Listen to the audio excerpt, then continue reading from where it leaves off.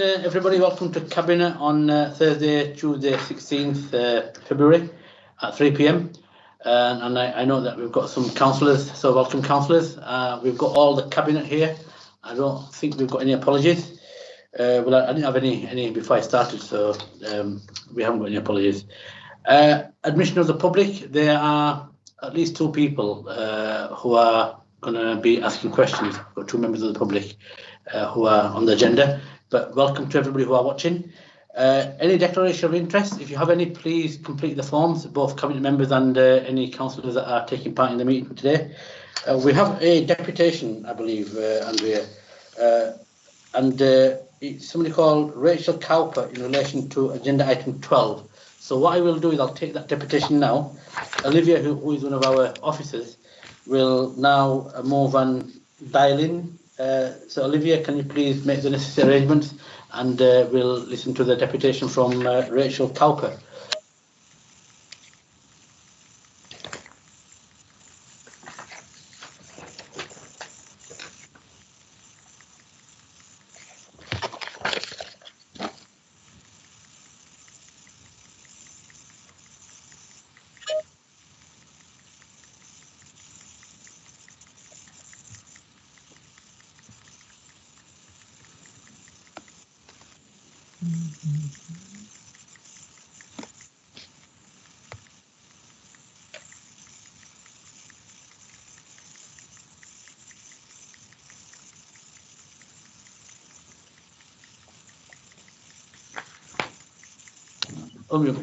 Hi, it looks like we've tried to ring the number that we were given, but for some reason the number was the wrong number. A gentleman picked it up. So what we will do is we'll try and see if we have another number, and we'll bring Rachel Cowper in as soon as we can, assuming that we have got the right number. So what we'll do is we'll move on to item 5, questions by members of the public. I've got two questions. The first question is from Steve Slater, who is part of the Hands Off HRI, and the question is to myself. So, Andrea, do you want to read the question out, please? Yes, Chair. The question is, Hands Off HRI note that Calderdale and Huddersfield Joint Health Scrutiny Committee stated in the letter to the Independent Reconfiguration Panel of the 1st of September 2017 that the 2017 hospital reconfiguration plans would not be in the interest of the people of Calderdale and Greater Huddersfield, and hence not in the interests of the health service of the area. Since the publication of modified proposals in the revised reconfiguration of hospital services strategic outline case in April 2019, Joint Health Scrutiny Committee has met just twice to consider, most recently in September 2020, when the strategic outline case was noted by the committee.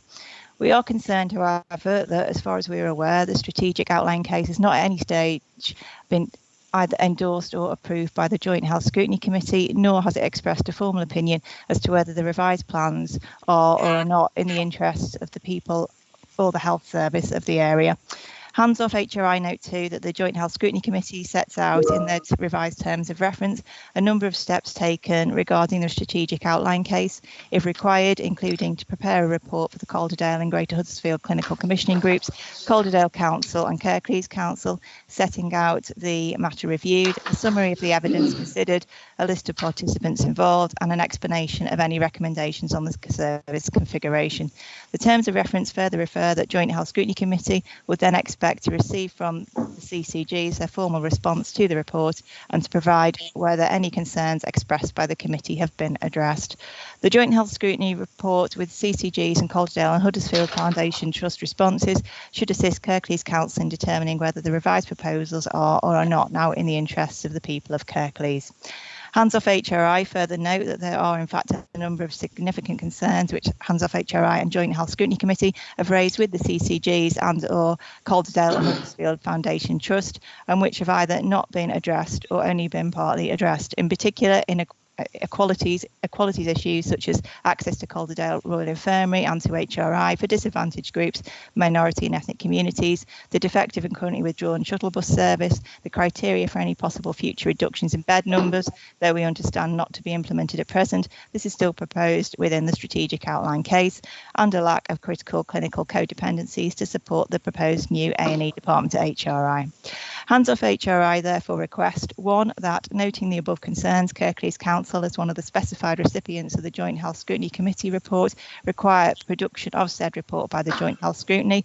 2. That given the schedule for publication of the HRI full business case and Calderdale Royal Hospital outline business case in June 2021, Kirklees Council ask for production of the report in as short a timescale as possible, and in any case by the end of April at the latest.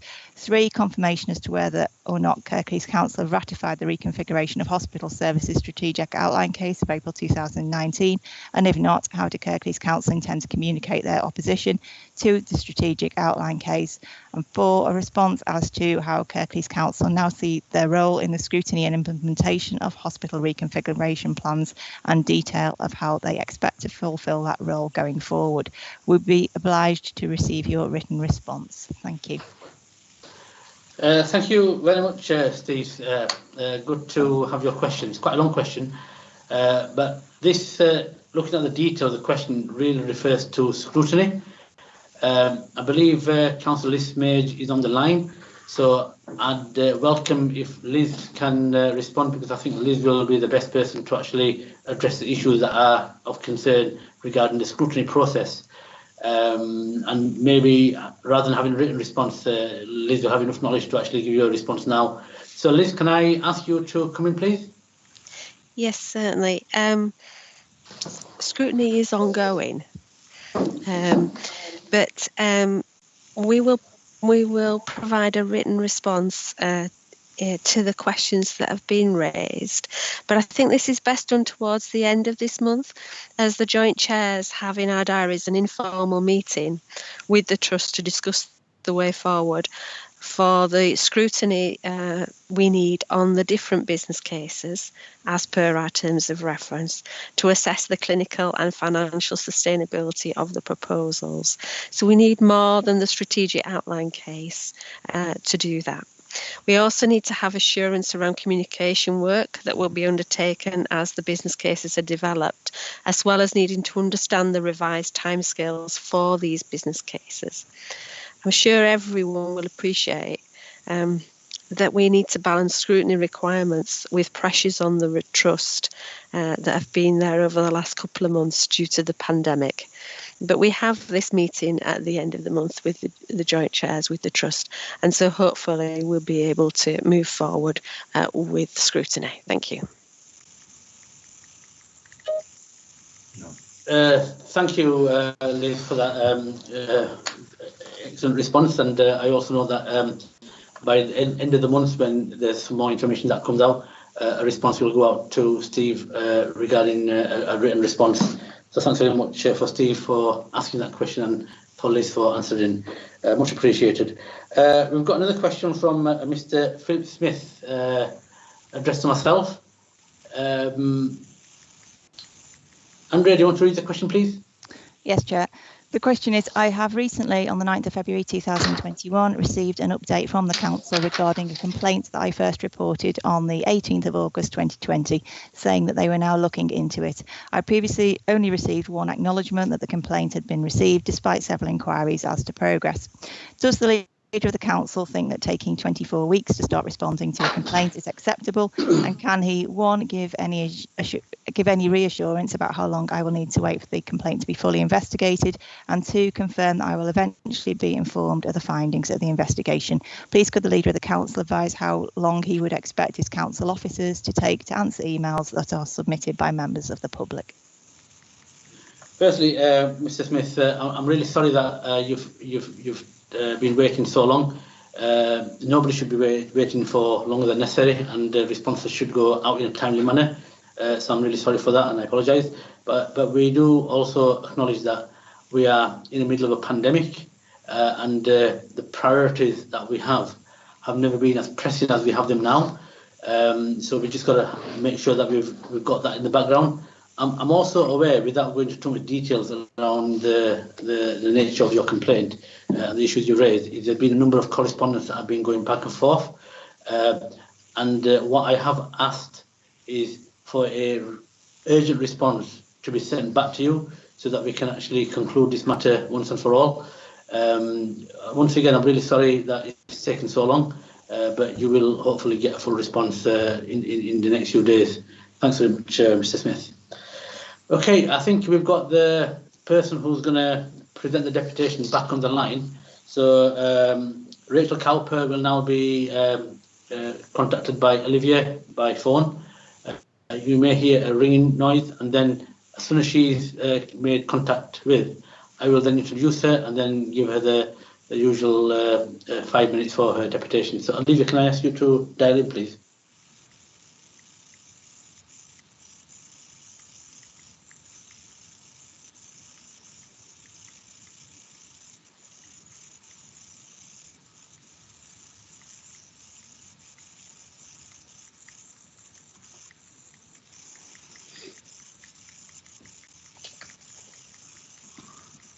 Speak. So what we're going to do... Sorry, okay. Hi Rachel. My name is Councillor Shabir Pando. I'm chairing the meeting. hello. So once again, thank you for asking to speak on item 12 on the agenda. You have 5 minutes, and hopefully you'll get all your points in. So 5 minutes from now. Thank you very much. Lovely. Thank you. So as I say, thank you very much for allowing me to speak, and my apologies. We hadn't been made aware that there was due to be a meeting held today, and we hadn't had any feedback on the objection that we'd lodged before Christmas. So my apologies for coming late to the party on this one. The reason why we wanted to speak is we obviously lodged an objection with the council to the proposal to dispose of land at Ravensthorpe under its Section 123 process. And as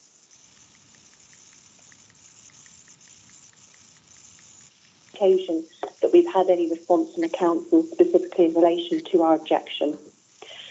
Now, the background to this is the council is intending to enter into an option with Network Rail to facilitate the Trans-Pennine upgrade. And by entering into an option with Network Rail, the council is intending to avoid Network Rail having to include this area of the council's land in the Transport and Works Act order area. So by entering into the option, it obviates the need for the Network Rail to include its land within the specifics of the Transport and Works Act order area. But in reality, that won't happen. It's absolutely inconceivable that even if an option was made, that Network Rail would leave this area of land out of the order area. And we've had that confirmed to us by Network Rail solicitors. The reason for that is, if for any unforeseen circumstance, Network Rail would simply rely on the option it entered into with the council and didn't include the council's land within the TWA order area, if the option didn't allow Network Rail to have sufficient control and ownership of the land for any reason, bear in mind legal agreements do sometimes go wrong, the whole of the delivery of the Trans-Pennine upgrade in this area would be at risk. So it's inconceivable Network Rail will allow themselves to be put into that position. And even if an option is made, and that's the whole reason why Section 123 is being observed by the council, so it can enter into this option. Even if an option is made, nevertheless, your land is going to be included within the TWA order area.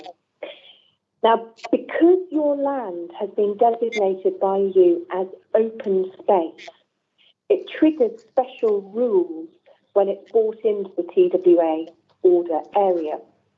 And those special rules mean that for the Transport and Works Act order to be granted, a special parliamentary procedure has to apply.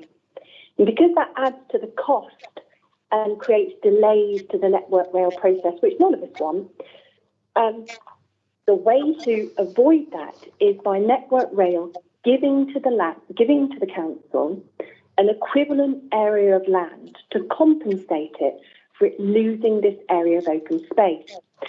And in this case, Network Rail is proposing to give to the council an equivalent area of land which is shown coloured brown on the plan of Appendix 3 to our option. And that strip of land is going to be used as the exchange land So once that's taken from us and handed over to the council, that can and must only be used as open space in perpetuity. And this is where the problem comes. So why are we objecting? Well, we're objecting as landowners, not because we disagree with the TransPennine upgrade. We're in fact very supportive of the upgrade and we're keen to see the investment in the area. But the reason why we're objecting is because the land will be reclassed as open space, the brown land, it creates a physical barrier that stops that land ever being able to get access into the site in the future. You've got a minute left. So it sterilises the delivery of the housing allocation at Dewsbury Riverside, and that housing allocation is due to deliver over 4,000 new homes for the benefit of Kirklees. 1,800 of those will be delivered in this planned period. So it creates a major impediment to the future delivery of housing in your local area. Thank you, Rachel, and thank you for dialing in and for your valuable contribution. What you said, I've made a note of it, and I'm sure that the officers who will listen to this transcript will also take note of that. And one of the things you mentioned was, which is really heartening, is you support this upgrade. This is a multi-million, probably £1 billion investment that the Department for Transport and the government is committed to, and we will work in hand in glove to make sure that it's delivered. There's a lot of detail that needs to be ironed out. The bottom line for myself as leader and is to make sure that we get value for money and we get the best bang for our buck. The taxpayers must make sure that the taxpayers actually get the best deal possible, along with the deal that we will hopefully see materialise in the years to come in terms of a super efficient TransPennine, from east to west upgrade. So, the comments you've made are really, really welcome. We will pass everything that you've said to our officers to make sure that the relevant pieces of legislation and relevant regulations you've said are fully taken into account. Because, like I said, the key thing for me is to make sure that the taxpayers get the best deal possible.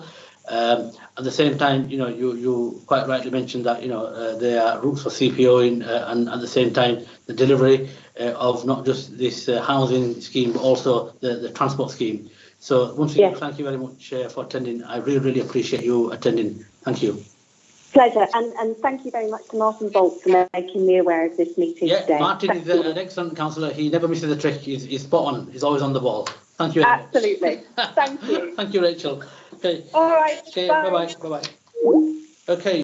Let's move on to the next item of the agenda, which is item 6: questions by elected members. I've got quite a few elected members, and what I'm going to do is I'm going to bring them in as a name appears on my list. I'm assuming the list is based on how the questions came in. I'll take one question each, and then I'll go back again to the beginning. So the first person I've got on my list, the first question goes to, guess who? Councillor Martin Bolt. Martin, up to you. Joachim Vauer, Arvainef. Question to Councillor Davis in his native tongue there. Councillor Davis, Cabinet and Council have passed ambitious and environmentally benefit policies and targets, climate emergency, trees, etc. Unfortunately, at the moment, these policies, aspirations and targets are not binding, valid or considered in a planning context.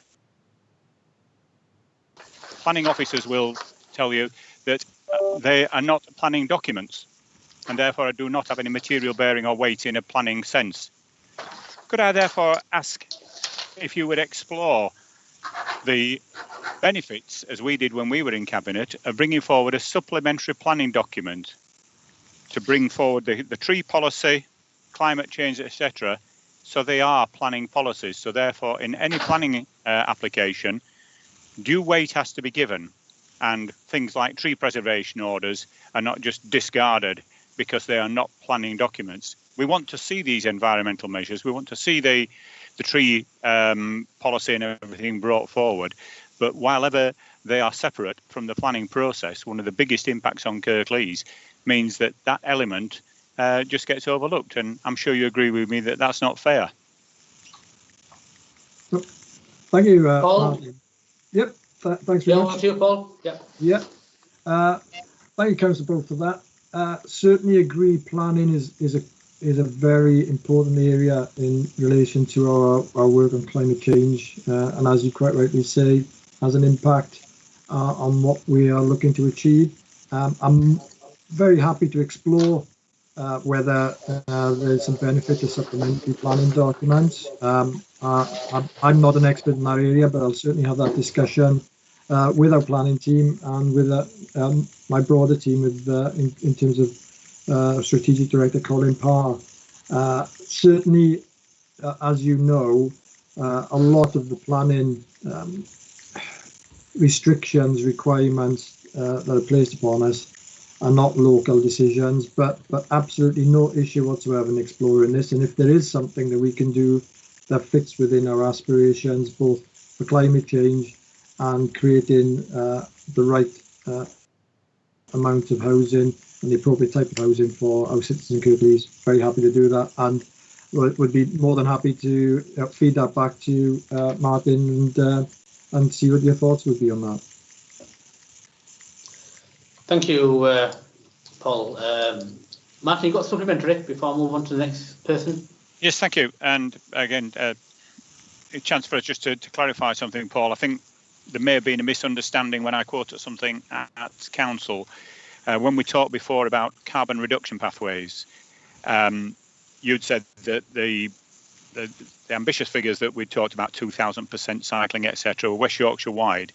And it may be a misunderstanding when you said we will not be adopting a locally developed suite of these targets. I understand that what Kirklees are doing is going to adopt the West Yorkshire targets. So for all the carbon emission reduction pathway, 21% by car, 78% walking, 2,000% increase in cycling, etc., those are going to be adopted by Kirklees, if I understand correctly. Again, in which case, could we see something coming forward where major policies, planning issues, etc., all have due reference to that carbon emission reduction pathway, and how policies, decisions, etc., will be affected? In other words, can we have a full environmental impact with carbon assessments? Again, yep. Again, thanks, Martin. You're right. As you say, we don't intend creating our own targets. We certainly are working in alignment with West Yorkshire Combined Authority. Also, our Climate Commission, once it's established, will be working closely with the Yorkshire and Humberside Climate Commission as well. And it certainly is something that, again, I can pick up and investigate and see how we would actually incorporate that and take that forward. Yep, thank you. Joachim Bauer. Thank you, Paul. I've got next person on my list, Councillor Liz Mage. Liz, have you got a question, please? No, I haven't. I'm here to observe for one of the items later. Thank you. Thank you very much, Liz. Councillor Gwen Law. Gwen, you got a question? Actually, I was second, Shabir. I'm just going on my list, John. No, I'm really sorry. On the screen. So Martin was first, I was second, Nigel was third, and Gwen was fourth. Sorry, I'm looking at another list. I'm looking at the list that came in before the meeting. Happy to give way. Yeah, thank you, Gwen. Yeah, John, Gwen's happy to give way. So, your question, John. Okay, my question's for Kathy, if that's okay. And it's, I wonder if Kathy would mind taking a look at a problem that I've come across with some K&H housing in Farnley Tyres. I have had officers out to look at one of the properties on a small development in Butts Close, where the local residents have been complaining about damp, mould, and the fact that the property is very cold. And in that investigation, they've concluded that the radiators and the heating in the property are inadequate. Now, this is the same spec as the other properties, and there are several elderly neighbours who have also been complaining to me about the cold. I wonder if we can have a bit more of a strategic look, Kathy, at this development, because I think we've probably got a problem with the heating, and obviously the weather that we've had most recently has kind of, exacerbated the problems, and they're complaining about how much it's costing them to try and keep the properties warm and dry. And I think that possibly it's something that we need to look at. And I wonder if you chat to me outside of this meeting to just look at what we can do to help all of the residents, albeit that we're already hopefully sorting the problem out for one. Yeah, thanks, John. Yeah, happy to talk to you. You said Farmley Terrace. Is there any documentation you can send me through? Yeah, I'll send through a link. I'll send through a link tonight, and we'll have that chat. Yeah. Okay. Thank you. Okay. There's no supplementary. Before I move on, Martin, you put your. I have a standing order. I'm assuming you want a point of order. Is that? No, I was meaning that I have a standing order to speak. It's like a bank mandate. Yeah, I just put it in every month. Right. But I'd like to. Okay. No worries, no worries. I didn't want you to think that I've shortchanged your man. You know, I'd never do that to you. You know, I really love you. Anyway, what I've been told is to go on the list of the names that are on your screen. So I'll do that. I've been advised by the officers, so I'll take advice officers. So the next person to talk is it Councillor Patrick? Yes. Yes. Nigel. Thank you. Thank you, Chair. Last Wednesday at the budget meeting, Councillor Peter McBride was telling us how he planned to invest money in Home Firth to help regenerate the town. 2 days later, we'll have a meeting with Councillor McBride and Councillor Davis that they called with myself and Councillor Firth, where they're describing parking and loading restrictions to Victoria Street in Home Firth. When I tell them that would damage businesses in Victoria Street, they don't seem too concerned and seem intent to go ahead with it. Since that meeting, I've spoken to a number of businesses on Victoria Street, and I can tell you they are very angry about what's happening. And some of those businesses didn't even know about these proposals, and that's perfectly true. So what I want to know is this Labour's idea of regeneration putting people out of business and putting jobs at risk? Of course, it is not that. I attended this meeting. It must be about the 5th or 6th meeting about a relatively small scheme. It's been changed at least 3 times. We've listened in great detail. I don't think there's ever been a local scheme which has had more localised consideration, and every point has been taken into account. There are difficulties with that road. Wherever you arrange any degree of parking, there is a problem one side or the other, and some decision has to be made of where a compromise can be achieved in order to be able to get the development to take place. If we carry on at this rate, we will lose the money because nothing will happen, because there is continuous disagreement about what to do. We've listened at great length to what would be the alternatives, and ultimately we're going to have to make a judgment. Councillor Davis, he will confirm his experience of the meeting, and maybe he would like to add something further.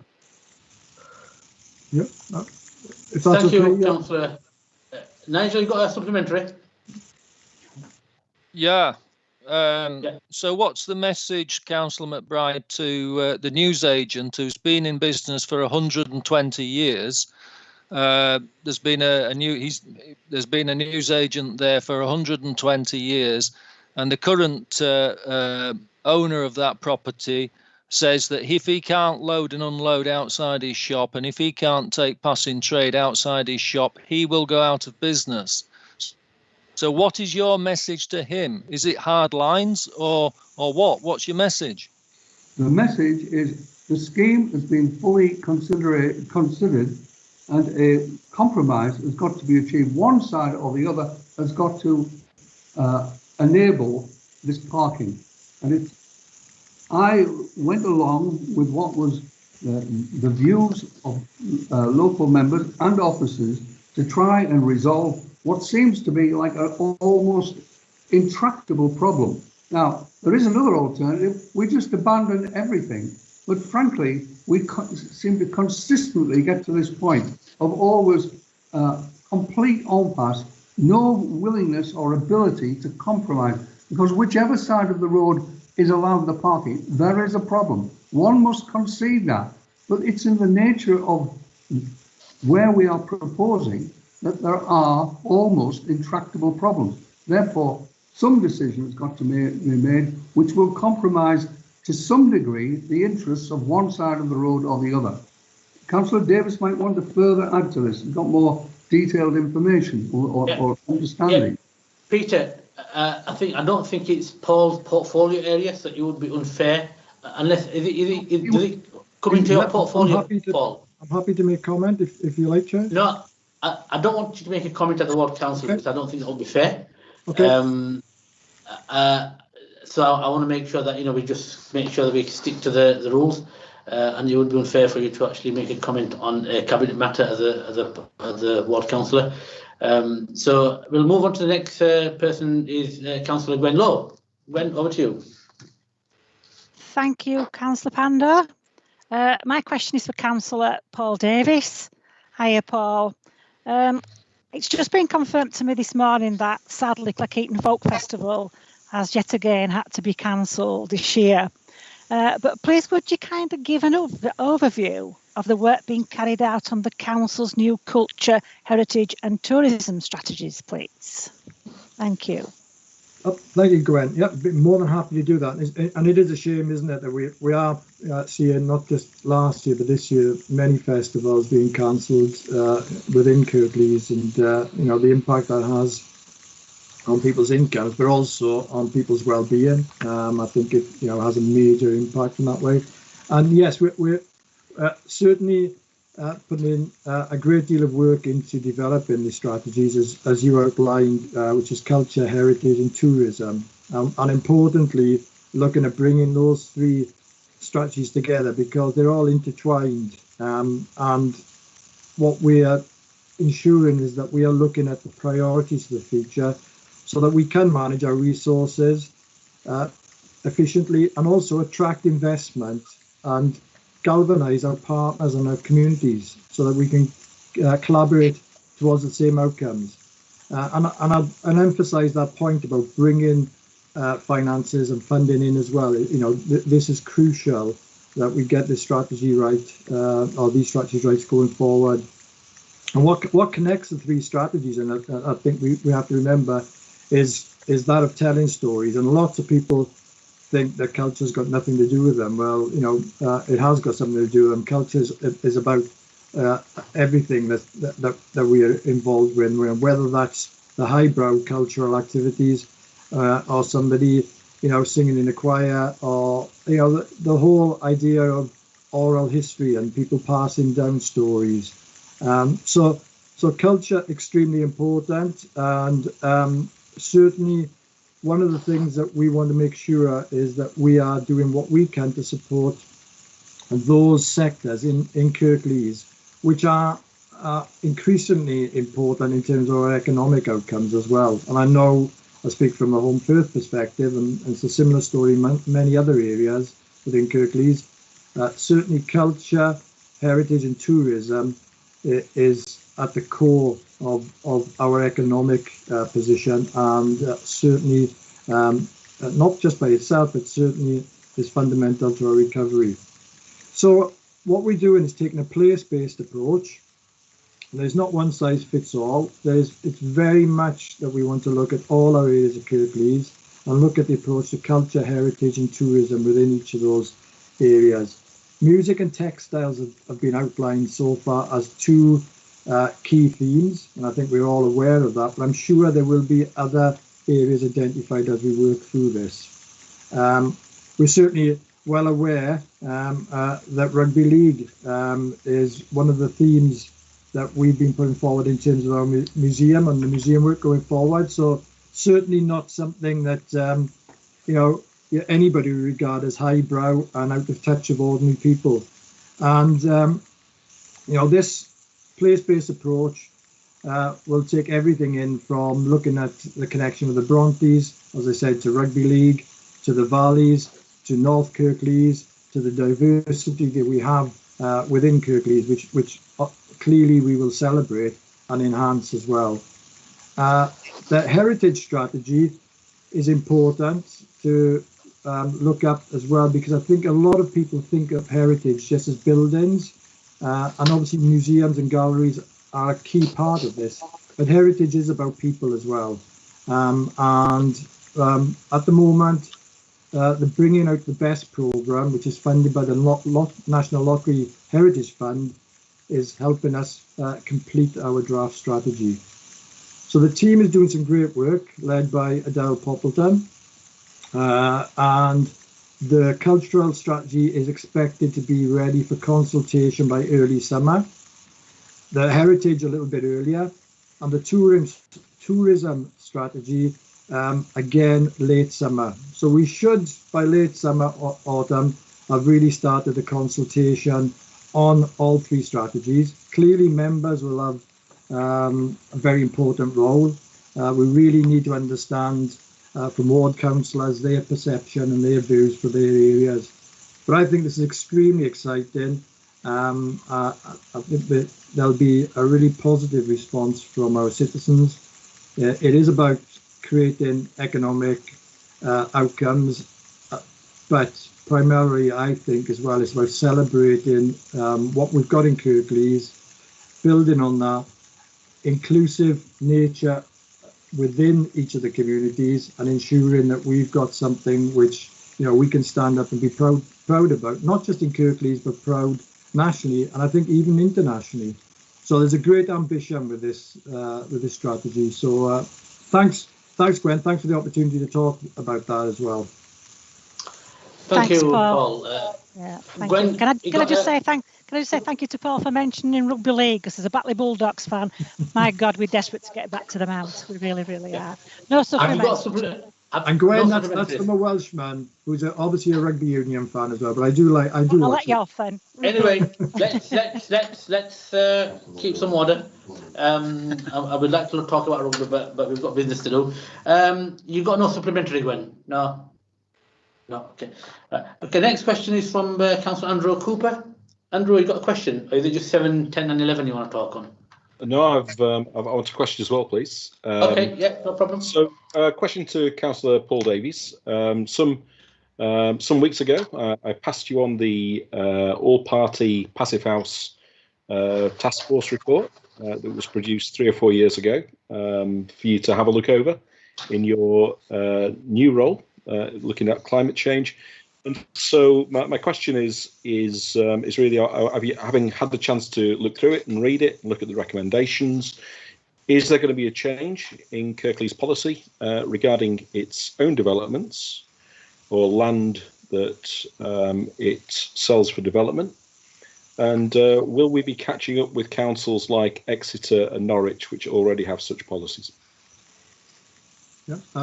Thanks, Andrew. And again, thanks for sending that information to you. Yeah, certainly we've looked at myself and Colin Parr. I've had now a number of discussions, and Colin has also been following up on this within the council, particularly talking to Naz Parker around this issue. So we're already putting ideas together as to how we can start commencing work in this area in terms of looking at whether we can pull together some pilot area or some pilots to look at the best and most effective way of us implementing these standards. I think I certainly am not taking the position that I'm suddenly changing things. I think there has been, and I know there has been a lot of discussion and work done on this. And I know there's also equally quite a bit of frustration, and I think Andrew, you've expressed frustration as to a perceived lack of movement and progress going forward. I certainly think we will see some progress. I'm very happy if you want to have a follow-up with myself and Colin and talk about it in a bit more detail. But yes, we have been looking at it, and yes, we are looking at the opportunities to and how we could implement this and how we can test the approach and work within our housing strategy going forward. Yeah, supplementary. Well, I'm pleased that Colin is looking at you with this. When he was at Wolverhampton, I believe he played quite a large role in the development of some passive house policies for schools there. So the three schools that were built to passive house standards at no cost above that which you would expect for a normal build. So that was good. But my element of concern, and yes, I'd happily accept your invitation, Paul, to talk to yourself and Colin. But my element of concern is around pilot projects. This is not new stuff in a lot of ways. It's been done elsewhere and it's been done well. The problem often with pilot projects is because they are one-offs in lots of ways. The costs are higher. It's when you develop a policy, when you develop a long stream of work, that you actually get the benefits of economies of scale and prices begin to come. So I'm sure you share with me the frustration that places like Birkby Library are proudly being built to building regulations as if that was something they hadn't got to do, when actually they could have been built to a much higher standard. But yeah, thank you very much, Paul. Let's see how we can move things forward. Yeah, thanks again. Let's talk about it, and let's take on board. I take on board what you're saying in terms of pilot. I think if pilots are just done as a sort of tokenistic approach, I would agree. But if it's part of a wider strategy and approach, it's a different situation. So let's talk about it. I really would value your input into that. So again, thanks for the question. Thank you, Andrew. Thanks, Paul, for answering the questions. Councillor Alison Munro. Alison, have you got a question? Hello, thank you, thank you. Yes, I have, thank you. In 2018, more than 2,000 homes were left lying empty in Kirklees, with at least 206 people homeless. This was following a Freedom of Information request. This information was revealed. Please, can you provide me with the current data on empty homes in Kirklees and the number of people who are homeless? Is that possible today?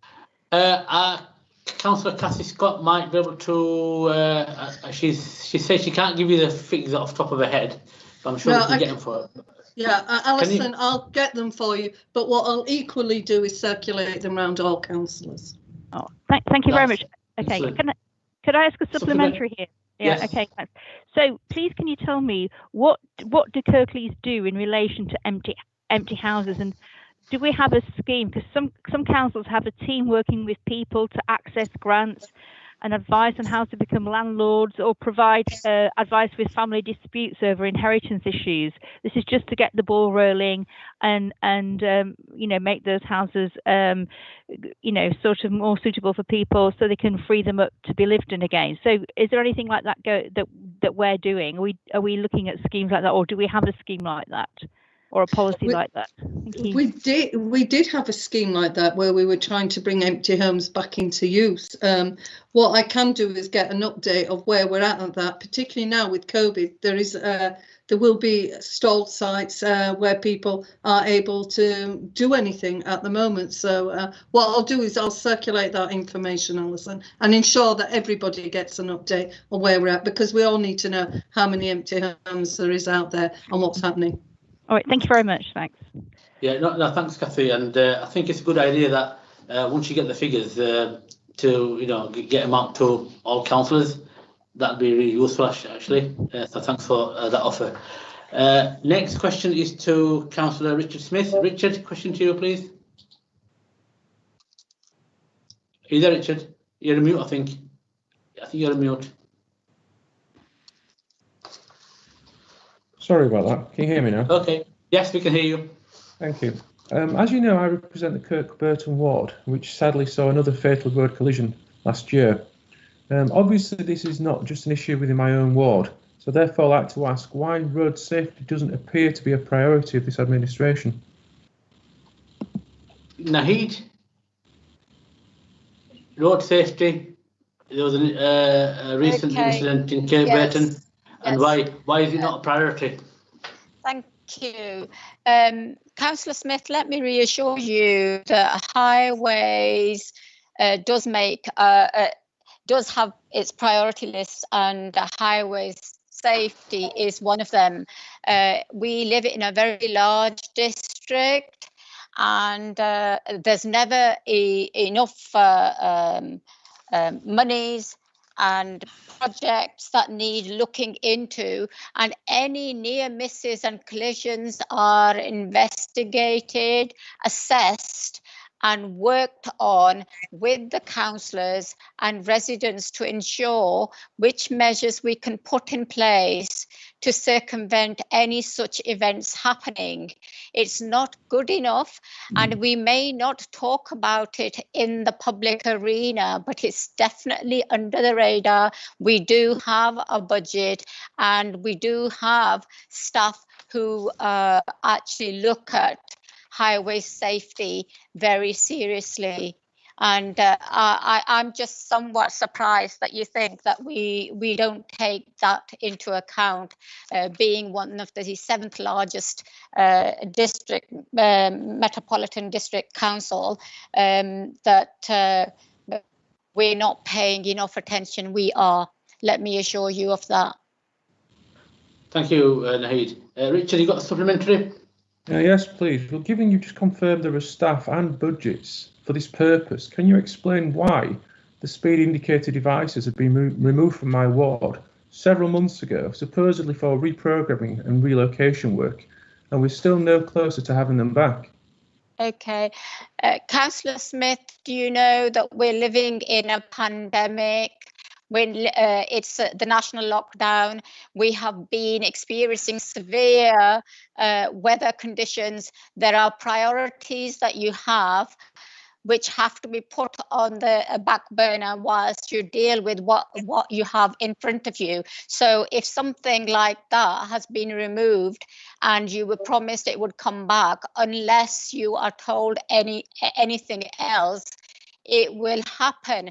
Only there have been other things that have taken priority. So it doesn't necessarily mean the promises will not be kept. It's just taking time because of the pandemic, national lockdown and other emergencies that highways have had to deal with. Thank you.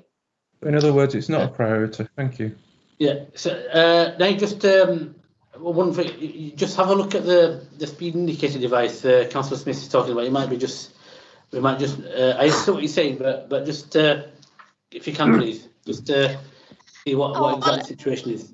Leader, every question that's asked will be looked at thoroughly. That's why I said to Councillor Smith, yes. Yeah. No, I'm just saying that, you know, it's a specific issue. So I think it's only fair that. I will. Okay. I will. Thank you, Naheed. I'm just replying to him.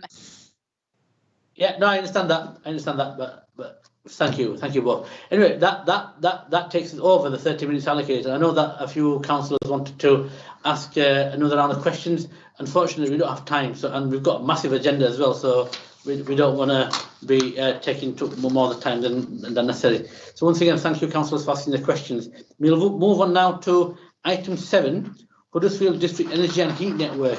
Councillor Naheed Mather, you are moving this item.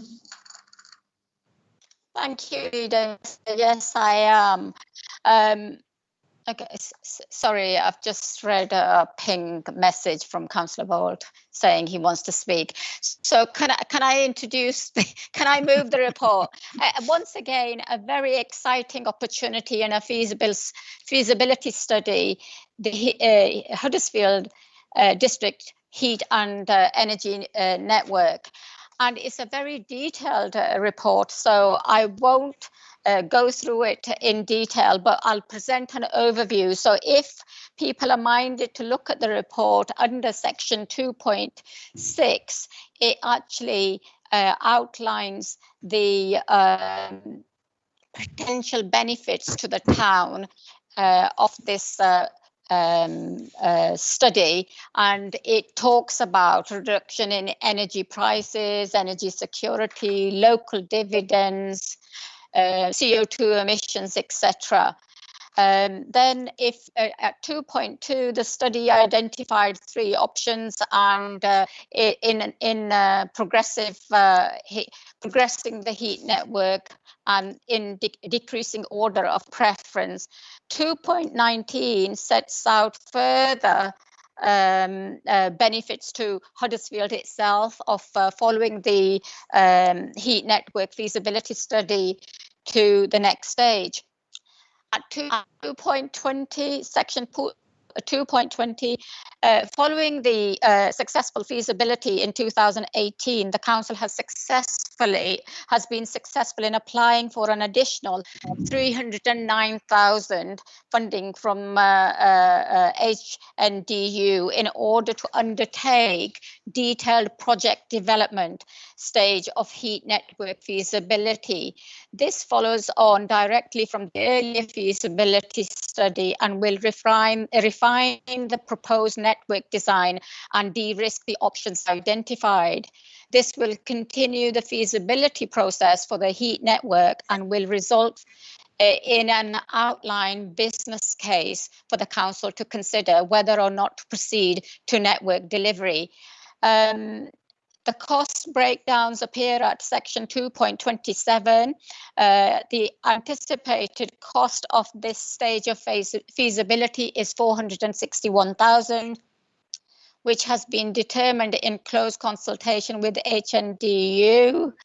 And table 2 actually sets out what we have secured, 309 67% of 309,265 capital match funding, and 152,325, 33,000 from the council match funding. We have, of course, already committed to procure a £60,000 provision to external management of the project to support the development of the scheme. And the future full capital cost of this is estimated in the region of 16 million, but we're not there yet. We will come back to this. I am asking the Cabinet to approve recommendations outlined at section 6.1 to 6.5.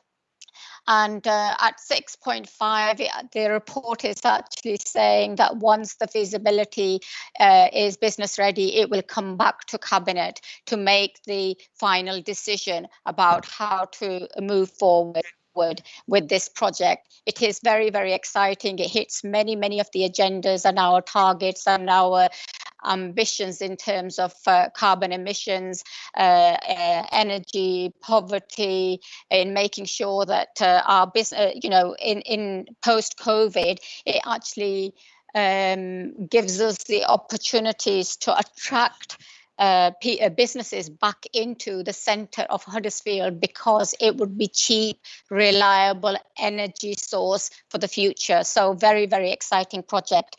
So I move this report. Seconded.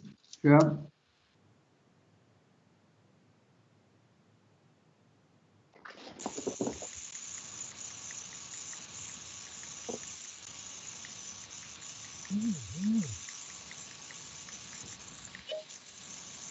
Sorry, I've been muted. I've just been unmuted now by my good officer next to me. Councillor Andrew Cooper, you got a question? Thanks for that. You got a comment? Yeah, thanks for that. And it's good. This is about the 4th time I think I've seen in my time as a councillor that this district heat network being brought forward. So maybe this time. So that'll be good to see if it happens. I'm sure that officers have done a really good job, and we'll see where it goes. My thoughts really about this are the tension between recycling, between plastics, between paper, between cardboard, all those things that we can recycle. and those things which can be burnt, which have got high calorific values, like paper, plastics, cardboard, all those sort of things. So there is a tension here between our recycling targets, the things that we need to do, and the feedstock which goes into the incinerator, or energy to waste plant, as it prefers to be called. So I'm wondering how we're going to ensure that that the temptation to simply chuck everything in the incinerator doesn't happen. How we continue to recycle, and how we continue to have feedstock to feed the plant that is also sustainably sourced. Thank you, Andrew. Nahid, you want to respond? Yes, thank you, Andrew. As always, we're talking about putting together a business case and hoping to de-risk some of the implications and overlying issues. Alongside, we are also coming to an end of our contract on waste strategy at 2023, and beginning to align all of the strategies so that whatever we produce is an enhanced menu rather than a clunky vehicle. So I'm hoping that we will be able to de-risk some of those concerns, and a lot of them have been actually mooted in the report. We will have to see what the business feasibility stage brings forth, and it will come back to Cabinet for all to see, and probably will go to scrutiny in between then. Thank you. Do you want to come back, Andrew? Well, yeah, I've heard the word de-risk twice, but I haven't heard how it's going to be de-risked. That how is actually quite important. Yes, of course, I know the contract is renewal in 2023. I know those things are going to occur. But there is a real tension between recycling and burning. And I'm not hearing how that's going to be addressed. Well, all I can say is maybe we should talk about it outside this arena, because it would take too long. You have been briefed on this, Andrew, several times by officers, and if they haven't convinced you, I'm not saying I'm the expert. I'm actually providing oversight to move to the next stage, where we put together a business case on basis of which we will decide whether to move forward with this plan or not. Thank you. Thank you, Nahid. Okay, so we'll recycle this outside the meeting. Thank you very much. Councillor Martin Ball. Martin? Yeah, thanks, Shabir. Yeah, and the basis of good governance and decision making is to have information in front of you. And as we heard earlier from the deputation, that's lacking on item 12, and the responses didn't give me the confidence that it's going to be there when you get to it. And similar with this item, yeah, we've just heard de-risking, we've heard various other things, and like Andrew, and probably just like Andrew, I think, or maybe Kathy was about when the waste to energy plant was first mooted under Sir John Harman, as he was then, and that failed because of the inability to link the heat output to receptors. Similar in this report, you know, it's lots of platitudes. There is no data or anything. You know, how are we going to assess whether this is actually worth doing? The combination of more efficient heat generation means that the district networks can provide significant CO2 reductions. Well, where's the data then? You know, what are we looking at to measure whether this is actually going to achieve it? It's just like often when we get platitudes that say, oh, we're going to green this. That doesn't mean anything. We need to see measurable instances where we can look at things. You know, the opportunity to deliver CO2 reductions, great. Show us how much CO2 is going to be reduced or mitigated when we're doing something like this. And similarly on this, yeah, it's a great concept for Huddersfield to be heated. Although some would say there's plenty of hot air goes up there anyway that doesn't need any more, and it could be better used in other parts of the district, but not me.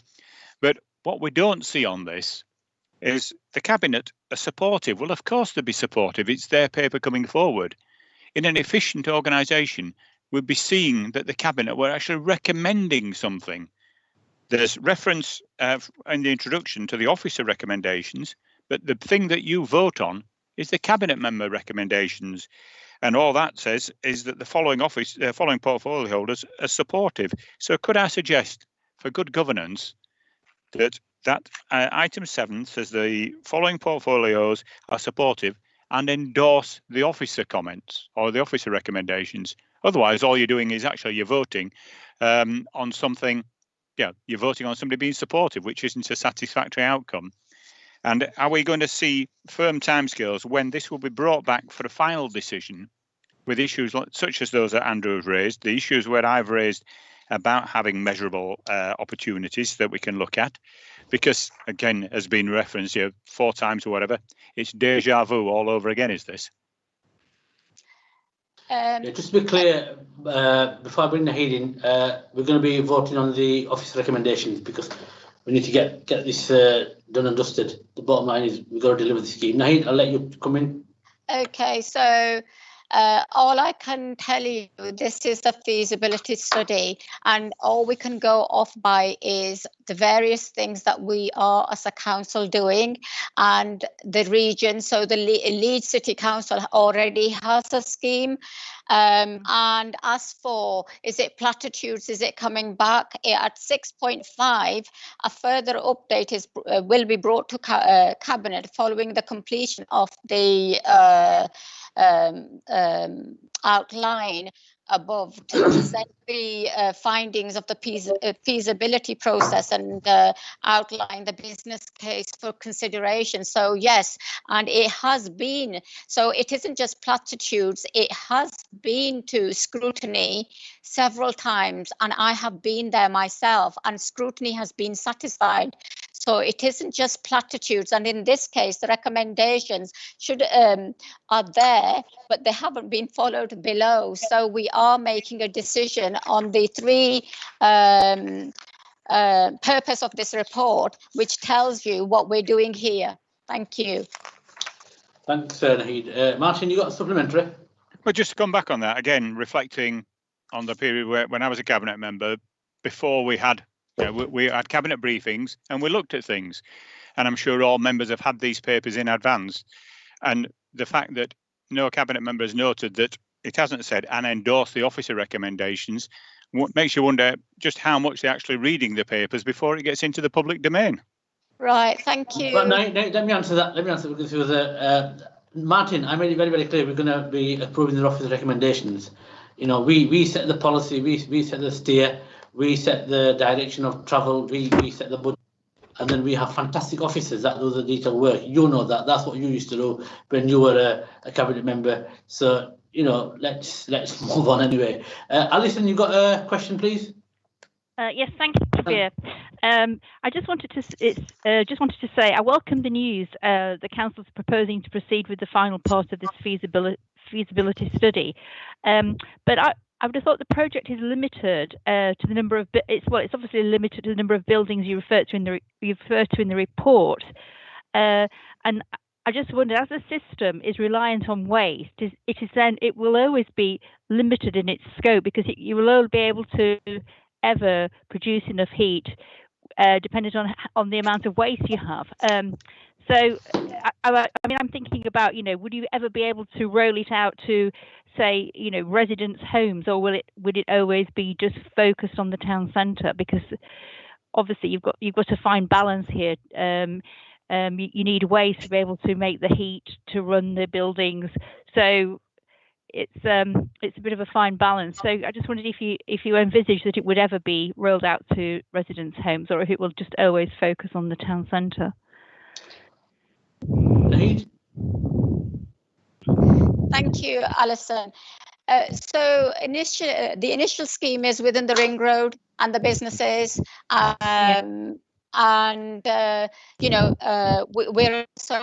we have been talking that whilst we are at the buildings, when we get to the build stage, maybe we could move up Leeds Road and include the stadium and the town estate, but it's actually putting the infrastructure in, and depending on how big you want to go. But at the moment, we're looking at businesses within the ring road and possibly extending up Leeds Road to up to Syngenta if possible, because it's all about starting with a focused parameters and then thinking what else can be done. But in the meantime, our housing our new builds may be considering about similar schemes.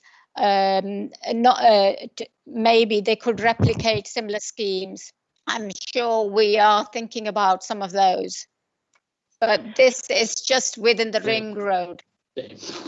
Okay, I guess there's obviously a cost to this, so it makes more economical sense if you can, I guess, offer it to commercial enterprises. I see that, but you know, it's always going to be limited because it's controlled by the amount of waste you have, I guess. So, and then you've got all the additional costs on top of that. So, okay, thanks very much though for that, Nahid. Thanks. Thank you. Thank you, Alison. Thanks, Nahid. I've got Peter who's put his hand up, but before I bring Peter in, I'll let Martin put his hand up. And Martin, I want you to behave. Don't wind Peter up. And Peter, yeah, you know. I will try and control myself, Chair. Yeah, you know. So because we've been really good so far, right? So Martin, your question, and then I'm going to bring Peter in afterwards. Thanks, Shabir. And I'm hoping that Peter will replicate our previous meeting when he agreed with me 3 times in one meeting. Well, let's make it 4 then, because it's got to continue this. Yep. Anyway, thank you. Background on this issue: there's no reference and appendices of the previous, as Andrew Cooper said, 4 studies. Because there needs to be some look at that to make sure that you're not just replicating, you're learning from. And Nahida talked about the impact. We have referenced there's a 2018 feasibility map. We don't have one for what we're looking at this time, but the feasibility heat route map as Appendix 2 shows areas outside the ring road where the heat route network's going, and clearly Syngenta is outside the ring road. Yes. And one glaring error or omission on the proposed heat network route map is it doesn't appear to be a link serving the stadium, which the council is a 40% shareholder in, and therefore you'd hope would be wanting to improve its energy efficiency, cost-effective running. Now, that's one of the nearest major facilities to the waste-to-energy plant. So the fact that on page 17 there isn't a nice little line running into the stadium is a concern to me. Can that be something that's looked at? We should be looking at reducing the energy costs of the stadium, which would help the council as a shareholder. It would help the community as a beneficiary. And it would then set a strong positive statement, because when, again, as people can develop, when Graham, Leslie and others developed the idea, it was very much on the concept of a community stadium, and therefore benefiting from the combined heat project will be something to finish that project off, I think.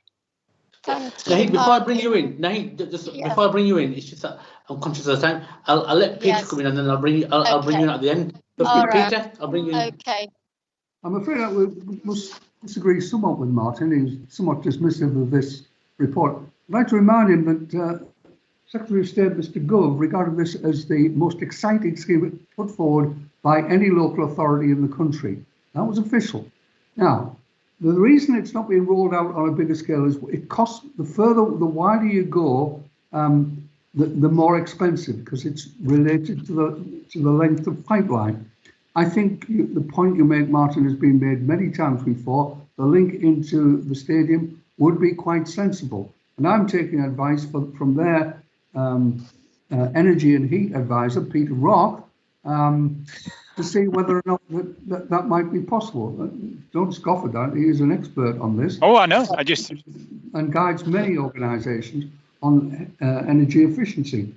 And this really is a very exciting scheme, which Halsteads, all of the companies, the university, Kirklees College, all regard as not really exciting, very useful, and they will apply it and employ it. But one of the problems with a scheme like this is the length of pipe is critical because you're losing energy the further you go. So what you want to do is, if you're going to link a place, is a place that uses a great deal of energy. So that's the critical variable. But so far, the government finds it exciting. West Yorkshire regards it as its best scheme, certainly its most cost-effective scheme, and we are very excited to roll it forward. The reason it's not being rolled forward further and sooner is because we haven't had the number of staff to be able to work on it, because they've been so concerned with climate change emergency, etc. It's the same people, and they've done a hell of a good job in both cases. And this is really to their credit, and I think to the credit of the council. Right. Thanks, Peter. Naheed, last few words, and then we'll go to the vote. Yes. Martin, we have been thinking, as Peter has said, we have thought beyond the ring road up to Syngenta and to the stadium. And if you read the report on page 8, section 2.17 to 2.18 actually talks about that, beyond that. And it is about the infrastructure, and it's about making sure that what you put in the ground actually delivers the good rather than over promises and under delivers. Of course, we want to do as much as we can, and those things that you've mentioned are actually things that we have talked about before. Thank you. Thank you, and thank you, members, for your input in that. Andrea, can you take us through the roll call, please? Yes, Chair, thank you. So to clarify, Cabinet are voting on the recommendations at paragraph 6. Councillor Pandor? For. Councillor Davis? For. Councillor Kendrick? For. Councillor Khan? For. Councillor Mather? For. Councillor McBride? For. Councillor Patterson? For. Councillor Scott? For. And Councillor Turner? For. That's carried. Thank you, Chair. Thank you very much.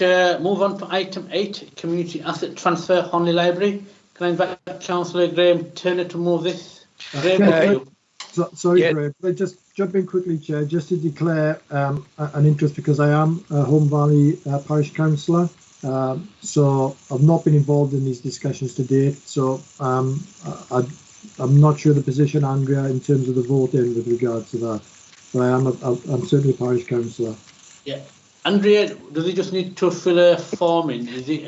He's not. Can he make it? Can he still take part in the decision-making process? Yeah, so we classify it as another interest, but it's not an exemption from voting. Okay. No, that's fine. Right, okay. Sorry to interrupt. Okay. No problem, Paul. Just fill that form in and hand it in after the meeting to Andrea. Right. Thanks, Paul. Sorry, Graham. Graham. Right. Continue, please. Right. Thanks, Chair. Given the time, I'll be brief. This has been an asset transfer that's taken a significant amount of time to get there, but we've got there in the end. There's various factors that's delayed this over the years, but we've got there in the end. And Martin will be pleased that I'm recommending the Cabinet Supports Officer's recommendation 6.1 to 6.4, and Cabinet approves this asset transfer.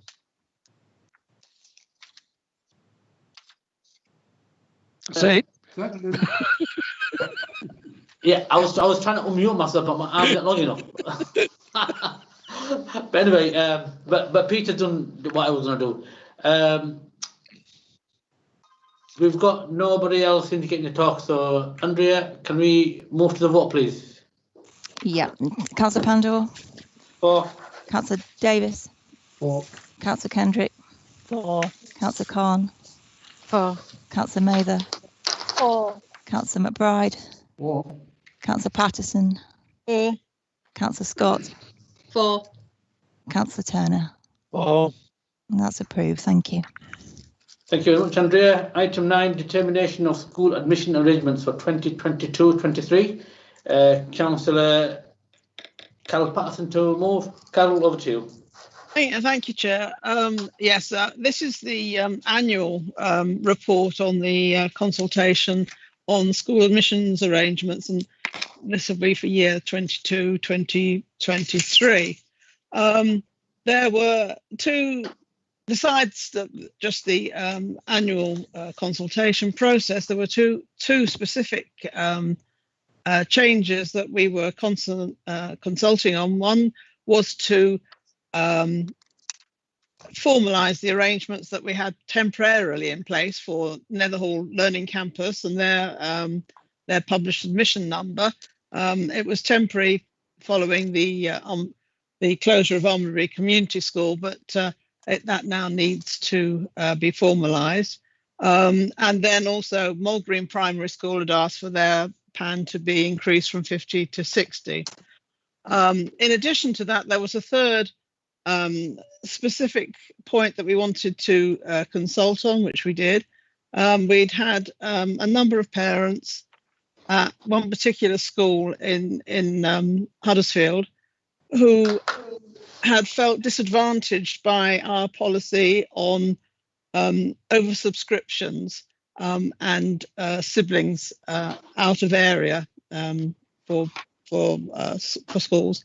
So we invited feedback on that current criteria and asked whether or not priority should be given to all siblings above those that live in the priority admission area for a particular school. So those three points were particularly highlighted in the consultation. All governing bodies and schools were asked to comment on this. There was a 6-week consultation period running up to Christmas. And also it was publicised so that parents could respond, and others for that matter. The diocese also are, and other local authorities are also asked to comment. There was publicity given to this on social media and on the council's website. Following that consultation, there were 5 responses to that consultation, 2 of which, one was from a governor and another was from one of the other local authorities, and they made no either a neutral response or a positive response on our proposals.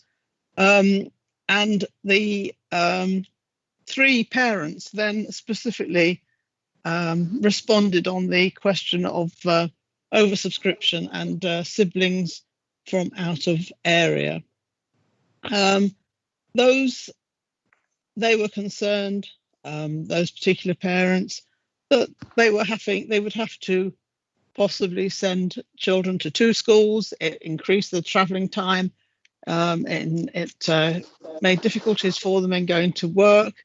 It made difficulties in terms of out of school arrangements in some cases.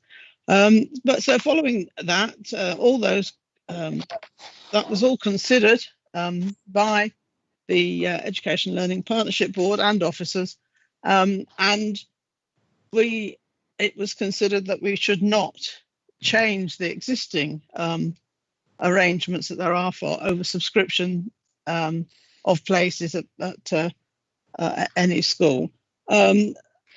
There's 4 good reasons or more. There's good reasons for that.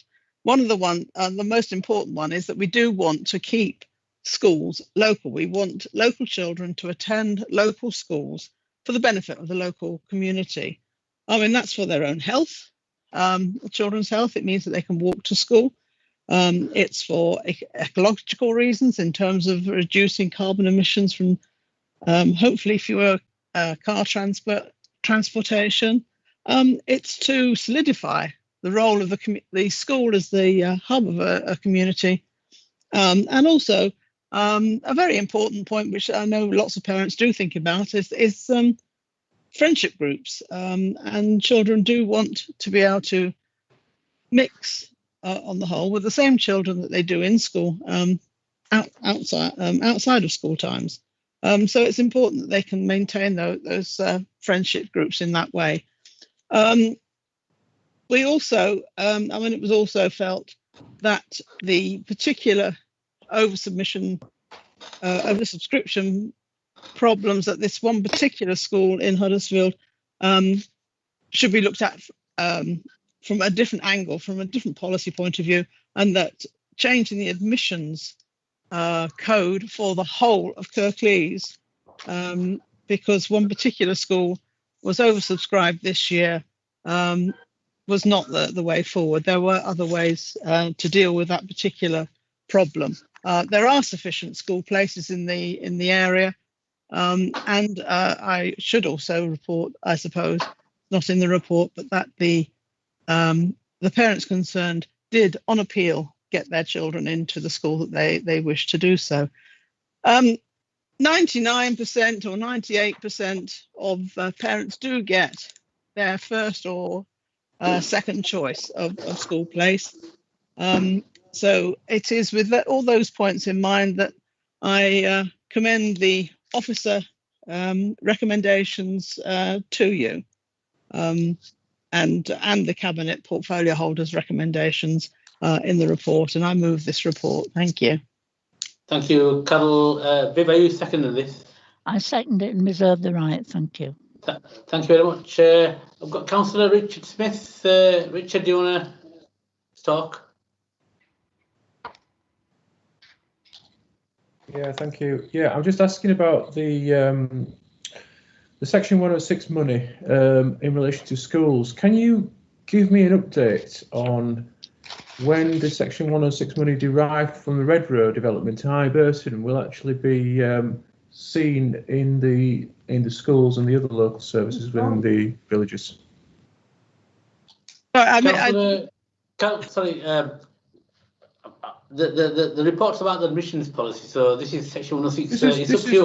This is pretty related to that, though, isn't it? Just bear with me. I'm trying to help here. Yeah, you know, Carol, I know this is an admissions report, but are you able to respond to the particular issue around Section 106? I certainly can't off the top of my head. I'm sure we can go back to the officers and ask about the specific allocations of 106 money, which is often, as everyone knows, involved in planning at all. Are you okay with that, Richard? We'll get a fuller response. Yeah, thank you. The point is that the relevant milestones have been met in respect to the trigger points. And I just don't want this to become a repeat of other schemes where Kirklees has not collected monies where due. So, you know, there are 2 points really. One is that can you confirm that the developers are going to actually pay up when the money is due? But just as importantly, is this money going to actually see its way through to local schools and other facilities within the villages that have actually had these developments in it? This is actually very directly related to school admissions. Thank you.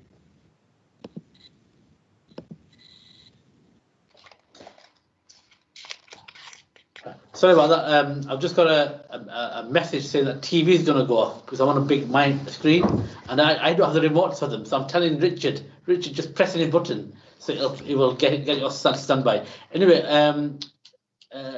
Carol, is there anything else you want to add further to what Richard said? No, thank you. No, Chair, thank you. Okay, Viv, do you want to come in on anything before we move to the vote? No, not really, Shabir, apart from to say I echo Carol's stance. Our policy is about local schools for local children. Thank you very much. Andrea, can you please take us through the roll call, please? Thank you, Chair. Councillor Pandor. 4. Councillor Davis. 4. Councillor Kendrick. 4. Councillor Khan. 4. Councillor Mather. 4. Councillor McBride. 4. Councillor Patterson. 4. Councillor Scott. 4. Councillor Turner. 4. And that's approved. Thank you. Thank you very much, Andrea. We'll move on to item number 10. Tenant consultation, Berry Brow, Buxton House and Harold Wilson Court. Councillor Cathy Scott to move this item. Cathy, over to you. Thank you, Chair. Before presenting this report, can I just make you aware that page 114, section 10, where it's the Cabinet's response, there has been 2 question comments left in error. These need disregarding. They have no bearing on the report whatsoever. So I'll just repeat that. That's page 114, section 10. So I'll start the report. The report comes before Cabinet to consider and approve the proposal to commence a consultation with tenants at Berry Brow and Buxton House. Nothing is more important to us than the safety of our residents. That is why we took swift action, cautious action last year to keep tenants and their homes safe. And our safety continues to be the most important priority as we look to the future. This report is about engaging with residents about the future, not just the crucial safety aspects, but about the quality of their homes, their environment for the long term. Our starting point revolves around two options. Option one, design, develop and invest in remediation, refurbishment and a remodelling strategy. Option two, design, develop and deliver a demolition and new build housing solution. The report also asks Cabinet to consider and approve to commence a consultation with tenants at Harold Wilson Court, advising them of the intention to undertake major fire safety improvements. There will be 3 separate consultations as set out on page 111, that's 111, running concurrently. Cabinet, I don't need to remind you about the dreadful events of Grenfell and the guidance issued through the Hackett Review, Building a Safer Future in 2018, and the Building Safety Bill, which is due to be enacted in 2021. And I don't need to remind my colleagues about how important tenants' voices are about deciding the future. As a social landlord, we own this asset and we have a responsibility for these buildings. We have a duty to keep tenants safe, and this is our highest priority. The option for the consultation with tenants and residents offers a long-term solutions, particularly in housing needs of our tenants. Their voice will be at the heart of what we do and providing safer, warmer and higher standard accommodation. I ask Cabinet to approve the officer's proposal as set out in section 9 and also my recommendation to approve this. Seconded. Right, thanks Peter. Peter seconded it. I've got a couple of speakers that want to speak on this. The first one who indicated was Councillor Andrew Cooper. Andrew? Yeah, it's right that we're looking at this, and you know, of course, I'm concerned for the tenants in Buxton House and Brown, of course, Harold Wilson Court, which is not in the news and ward, but still, we're concerned about what happens to them. I mean, Harold Wilson Court is really interesting in that the company which did the refurbishment of this has gone into liquidation. It's only a few years ago that this actually happened, and you do wonder how many companies have gone into liquidation because of the work that they've done as a you know, to protect themselves, as opposed to the people whose work has put them at risk. So that is an appalling, you know, and I'm sure that's been repeated all across the country. And of course, we have the issue on Manchester Road with the flats still empty as well, but those are not on Kirklees. My concern really is really how will tenants' voices be heard, and it's going to be particularly difficult at this time to hear tenants' voices and to get in touch with them, particularly because of the COVID restrictions. So that's something that I know we've got some contacts. I know that we're in touch with the K&H officers who are looking at this, and we will do all we can to help there. The options are, you look at the possibility of actually shutting, actually demolishing the flats. If you demolish the flats, that's 200, well, nearly 200 households at Berry Brow, who you'd have to find accommodation for. 57 at Buxton House, from memory. So 250 new homes for people. And then, of course, there's the right to buy, which is diminishing our housing stock all the time.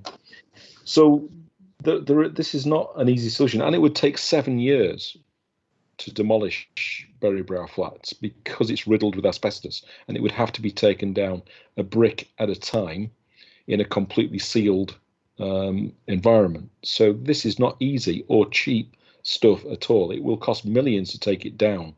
and then millions to build something else in the same area, if that was a choice to take.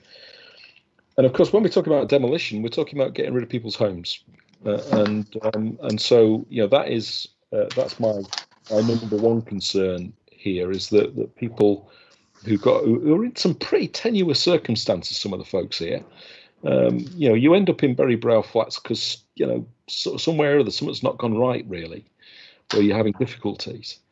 And so I do feel for the people who are there within the flats, who having a home is probably the most stable thing in their whole lives.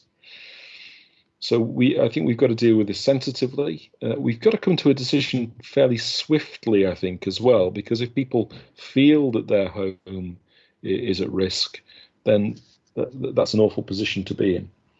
So it's right that we're doing this, but it is an appalling situation that we're in, and a costly one. And we need to go back to government again and again to make sure that they are, because of their failings in this whole area, that they pick up the costs.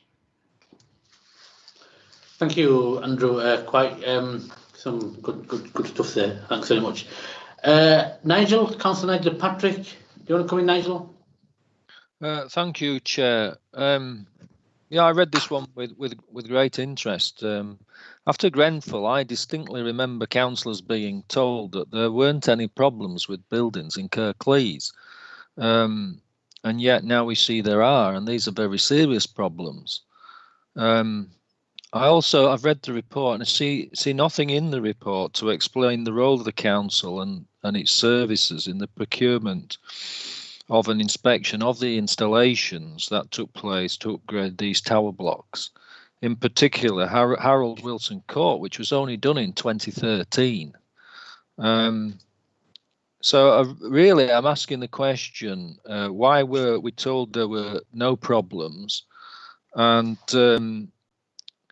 were there any mistakes made during the contract procedure and the signing off of these works? I'm a great believer that the council should learn from any mistakes that may have been made. Maybe there weren't any made. Maybe it was down to other people. But I don't see anything in the report that explains that side of things. Thank you. Thank you, Nigel. Cathy, do you want to respond? Yeah.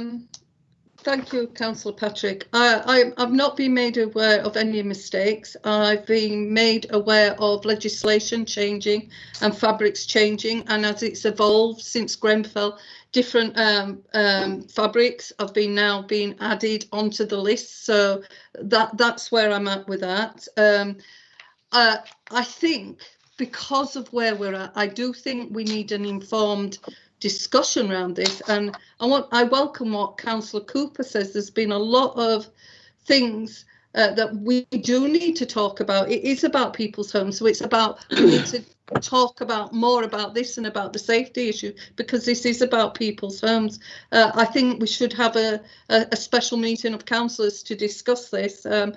Obviously my leader will decide that, but I do think there's a lot, and we do need to be lobbying government. But as the landlord and the owner of this property, we have a responsibility to ensure that all tenants are safe. So that's where I'm at with this. So any proposals that you're coming forward with, I know, Andrew, obviously some of these are in your ward and you've been working closely with officers, which I welcome. And I think if anybody knows their ward better, it's you, Andrew, and you know, working on the consultation, you'll be at the heart of it as well. So thank you, Cathy. Councillor Martin Ball. Martin, you put your hand up. Are you there, Martin? You're muted, Martin. I think you. Somebody muted me again. Somebody's pulling the trick that they do on you. Just picking up on a comment that Cathy made. Could I ask Shabir if you will undertake, therefore, to call a special meeting of council so that all councillors can get together, debate this, and hopefully, if we don't go in with any preconceptions, we can come out with hopefully some unanimity and concord, like Peter and I do occasionally, and if necessary, we can then put forward, as we do from West Yorkshire, letters to those in power. But as Cathy rightly says, I think this is something where particularly nowadays as we're working from home, we can have a meeting with all people present without putting too much stress on them. A meeting in an evening for a couple of hours where we can be fully briefed by officers, look at outcomes, the issues that colleagues have raised can be answered, and a consensus from the council taken forward. So would you undertake to call a special meeting of council, please, Shabir? Yeah, thanks, Martin. I can't see anybody else putting their hands up, but what I'll do is I'll take this back and need to reflect on this, because there's a lot of things that are taking place in the background, which I'll come on to in a minute. But I think the spirit of what Cassie's saying, that we need to get councillors involved, because we are the guardians of this council and the community. What I'll also do is I'll need to take some soundings from the leading members in consultation with the chief exec into how best we do that, because I think you're right. We need to get as many people informed and updated and behind this as possible. So I agree in principle that we need to get all councillors informed. We might need to do something a bit different, because things are moving very fast, and obviously that in a couple of months' time we'll be in period. So we need to find a way. But I will definitely take that away, give some serious thought. Probably the leading member is the first point of call to just seek their input into that. So yes, I'm happy to do that. But I think on a wider point, I think Nigel's question is quite valid. That why do we not know what we know now? And I think Cassie said that the situation has been a moving feast. It's been changing every time, and that's one of the reasons why the situation is as it is. But I think the more poignant issue is what Councillor Cooper has raised. These are people's homes. They're not just flats. These are people who are settled in a nice part of Kirklees. A 7-year programme to put that stock back in, and the sensitivities around that. And absolutely, Andrew's spot on. We need to make sure that we actually work very, very closely with each and every tenant, each and every householder, each and every family, and do everything we can to make sure we support them properly. But at the same time, we can't unnecessarily alarm them around their property. So there's a lot of work we need to do. But on a wider note, I hope once we do actually find a forum where we can talk to our councillors, is to actually go back to government and to say that we need their help, we need their support. No one's pointing the finger at anybody. This is something that's happened. It's a bad event that's happened, but we need to make sure that we do get the resources, and we do need government to help us and work hand in glove. So I'm happy to carry on that, but let's carry on the conversation and reflect on how we can actually get more councillors involved. So I'm happy to do that. So without further ado, Andrea, can you take us through the roll call, please? Yes, Chair. Councillor Pandor. For. Councillor Davis. For. Councillor Kendrick. For. Councillor Khan. For. Councillor Mather. For. Councillor McBride. For. Councillor Patterson. For. Councillor Scott. For. And Councillor Turner. For. That's approved. Thank you. Thank you very much, Andrea. We'll move on to item 11, Green Homes Grant. Ivan, invite Councillor Mather to present the report and move the recommendation. Okay, thank you, Leader. I'm delighted to bring this report to Cabinet, and I would like to applaud the work carried out by our officers in securing funding from Green Homes Grant of 3.3 million for Kirklees. It's a scheme which is very similar to energy efficiency warm zone type, and it will allow us to establish a local authority backed private sector energy improvement scheme and to allocate 1 million to begin to offer financial support to homeowners and landlords, private sector landlords. The local authority delivery presents a great opportunity to support the private sector in accessing much needed grant to improve living conditions and reducing carbon emissions. The scheme allows the council to build on the success of the Kirklees Warm Zone scheme, which ran between 2007 to 2011 and helped more households out of fuel poverty. Resources are scarce and the timescales for delivery and spend are extremely tight and very challenging. Allocations are based on statistical data, so the success of the scheme relies wholly on the ability to visit individual properties, undertake property and person assessment, make grants and loans applications, organise, plan and execute delivery around COVID restrictions.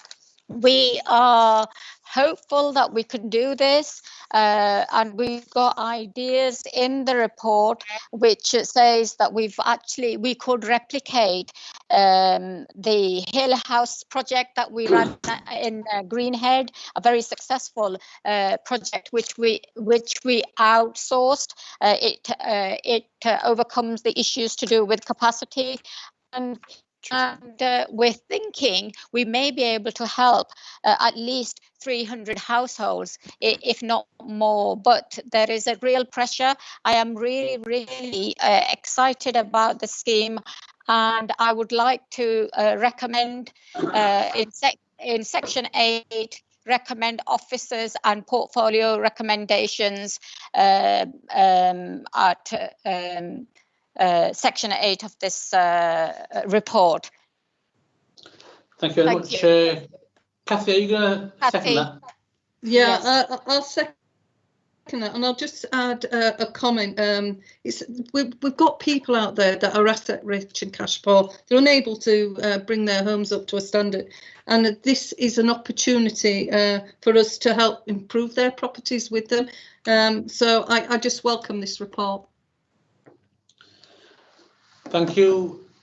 I've got Councillor Andrew Cooper. Andrew, do you want to say something? Yeah, it's interesting that I think it was last week or the week before that government announced a cut to the Green Homes grant, which sort of follows on from an extension to Leeds Bradford Airport and approving a coal mine. You sort of look at that and think, why aren't we just burning tyres by the side of the motorway, really? But so this scheme has been cut, though I hope hopefully the LAD funding will the LAD 1 and LAD 2 funding that's allocated here will be okay, and the government won't cut it. But my concern really is that this is going to be a bit like Brewster's Millions. It's going to be really difficult to spend. There's going to be quite a bit of money here, and is it going to be possible to get it out of the door? A few reasons for that.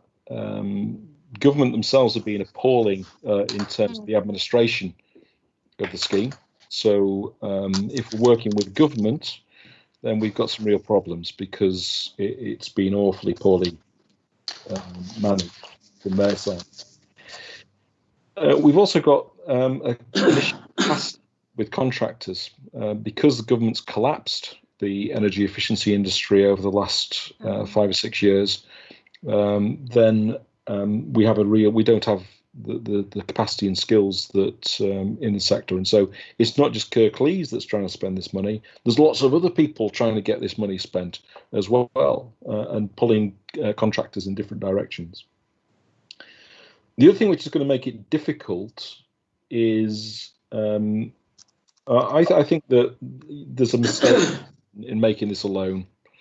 I think to a degree, and with a cap on it, we should just have given grants. It makes things happen much quicker. There is less administration. That's what we did in Kirklees Warm Zone, and that's the reason that Kirklees Warm Zone flew, was because we offered grants, not loans, with all the administration and issues that were associated with that. And that's what I originally recommended. So there are issues there. The way to make it work in a limited amount of time that's available is to concentrate on where are the winners, where are the places that we can do things quickly, because it needs to be about speed. The best way of making this work is random stone properties. and properties with wall ties which can be filled with polyurethane foam. Those are the places where we should be looking at first, and they can be done reasonably quickly. A property a day with a unit, maybe 2 properties a day with a unit, if we can do that. If we try and make it too complex and do lots of really fancy things with it, we won't get the work done at all. We won't spend money within the time, and it's got to be spent by March 2022. So using that local knowledge is important. A lot of the information here has been gained through desktop exercises. I have provided information about random stone properties and also properties that are system-built properties which need a particular sort of insulation help. So that's what we ought to be doing, really, if it's going to work. Otherwise, it's going to be a cabinet report and a press release and not much money spent and not much happening. And we'll not have done a lot by March 2022. Thanks, Andrew. Kathy, do you want to respond to that? Can I come Sorry, back? Naheed, I'm getting wires crossed.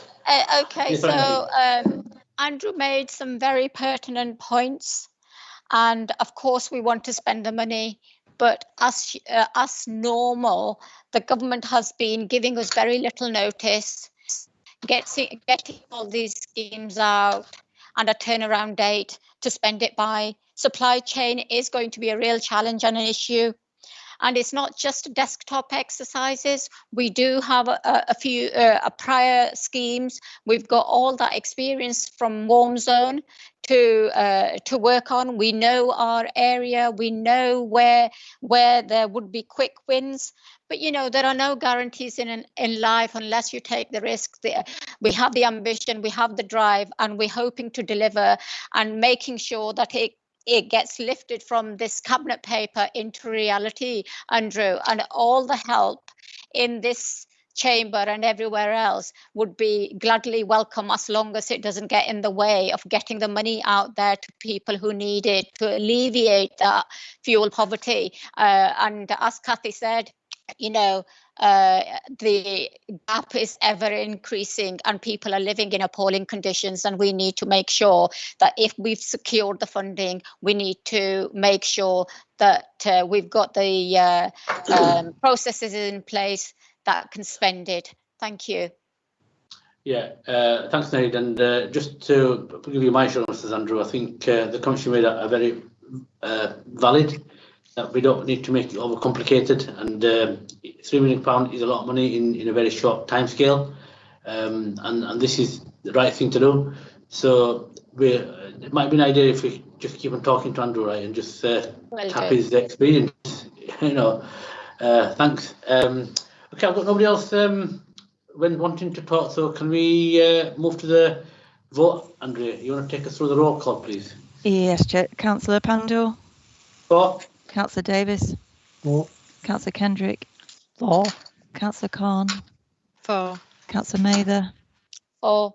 Councillor McBride. For. Councillor Patterson. For. And Councillor Scott. For. And Councillor Turner. For. That's approved. Thanks, Chair. Thank you very much. We move on to item 12 now, disposal of land, transparent route upgrade. Invite Councillor Peter McBride to present his report. Thanks, Peter. Thanks, Chair. For Network Rail to double track, upgrade and change the line configuration at Ravensthorpe and move Deaton Station, they will need to acquire parcels of land from the council.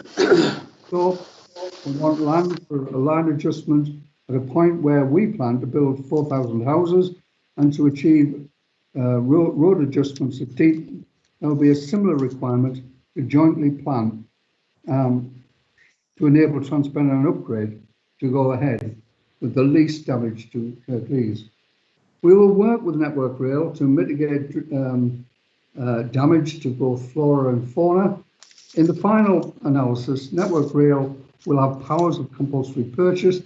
The compensation to Kirklees with regard to flora and fauna will be negotiated with Network Rail, and we're deeply aware of the council and local objection I note the wish that any compensation to the council is offered predominantly to the wards most detrimentally affected. And of course, one of those wards would be Ashbrow and the other would be Ravensthorpe.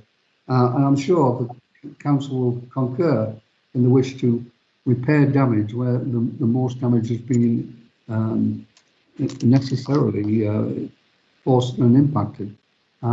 This is really a difficult and delicate one because we really don't have any power to. At the same time, we do want Transpennine to go ahead. This is one of the most critical parts of it. The losses of trees are really frighteningly high, and one wants to do everything to reduce the impact that might have. And I think we need to work very closely with Network Rail and to use what powers we have to ensure that the damage is minimalised and the compensations are the greatest. Thank you, Peter. And I'd like to second this report and support what Peter just said. But before we open it for wider discussion, we've got Andrew Hoyle here from Legal.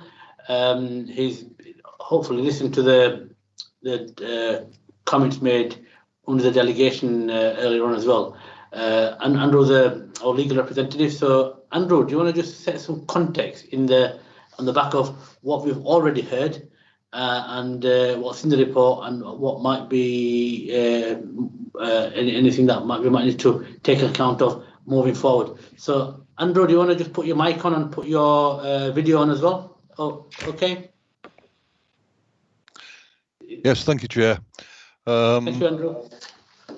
The report concerns the disposal of open space. There are 10 parcels of open space along the entire route that the council owns. We duly advertised them and we received one objection regarding the land at Ravensthorpe and one regarding the land at Deaton. We've already heard from Rachel Cowper at BDV, a landowner in the area of the Dewsbury Riverside project who will be affected by compulsory acquisition by Network Rail as well. Unless they can reach voluntary agreement. Rachel made the point that if we don't proceed with an option agreement, grant Network Rail an option agreement to so they can voluntarily acquire the land, then it will go into a Transport and Works Act order, and they'll have compulsory purchase powers ultimately to acquire the land. But because it's open space, it's what's called special category land, and they must offer us replacement land of a similar nature under statute. I'm not aware that there will be a restriction imposed in perpetuity, restricting the land to open space forever and a day. Network Rail could do this by a covenant, but even if they did that, the council has powers of appropriation which would override the covenant anyway. It is a matter that is being dealt with by external lawyers on our behalf. Unfortunately, they're not available this afternoon because I did email them quickly after I'd heard the representations by Rachel. So the essence of the report today is to consider whether or not the council wishes to go ahead with the granting of the option agreement to Network Rail. Having noted the objections, or whether to uphold the objections made by the resident at Deaton and by Barclay de Vere in their 6-page objection letter, a majority of which related really to planning matters in the Dewsbury Riverside scheme as a whole. The report does note that officers will continue to work closely with Barclay de Vere and Network Rail Infrastructure Limited to reach a satisfactory solution for the strategic access route and the western access into the Dewsbury Riverside project, because there may be some impact on the proposals, but the lifetime for delivery of the Dewsbury Riverside exceeds the life of the current local plan. So there's plenty of time to work towards finding a satisfactory solution. Thank you, Andrew.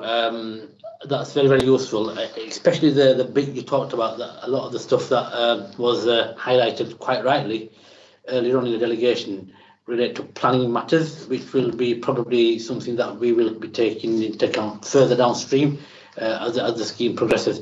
I've got Councillor Martin Ball who wants to speak. Martin, over to you. Thank you, Chair, and thanks to Andrew for that, although it's a shame that Cabinet couldn't have had the benefit of the advice from the external people to give you that confidence, because part of it was that was being talked about was planning, but other were legal aspects. I became aware of this when I was looking through the Cabinet papers, because there's an error, an omission and a glaring oversight on this. The wards affected are not simply Ashbourne and Dewsbury. Part of the land which this affects is in the Murfield ward. The Murfield ward councillors have not been consulted, and the Murfield residents have not been consulted. Up until the point of when this was released, yeah, we were totally unaware of the disposal of land within Murfield. And therefore, I would ask that for that and the legal issues that you've heard about, the matter is deferred for further consideration and consultation. Also, could I also ask that when Cabinet are putting out Cabinet papers, again, someone gives it screening. The purpose of the report states that to dispose of open land at Deaton Station and Calder Road in Ravensthorpe, shown edged red on the plans contained in Appendices 1 and 2. I don't know about Cabinet members, but my Cabinet papers are in black and white. So we're in the situation where it's not easy, especially with all the lines that you get for trains and things like that, to pick out the relevant parcels. So again, I would suggest that you defer and come back where the relevant paperwork is included before us. The issues as well, we talked earlier, and again, there was uniformity and concord about environmental impacts.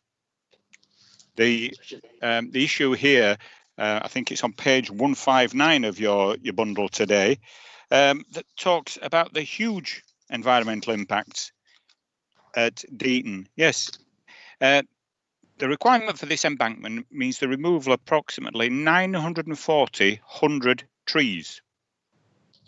Now, 940 is 9,400 trees, unless the report is wrong.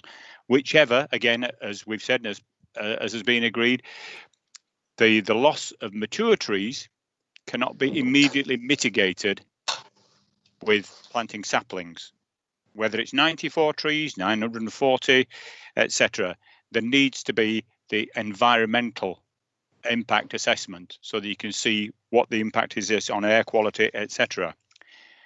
Again, the further reason to defer is the section for Ravensthorpe, Dewsbury West and Murfield includes a public right-of-way.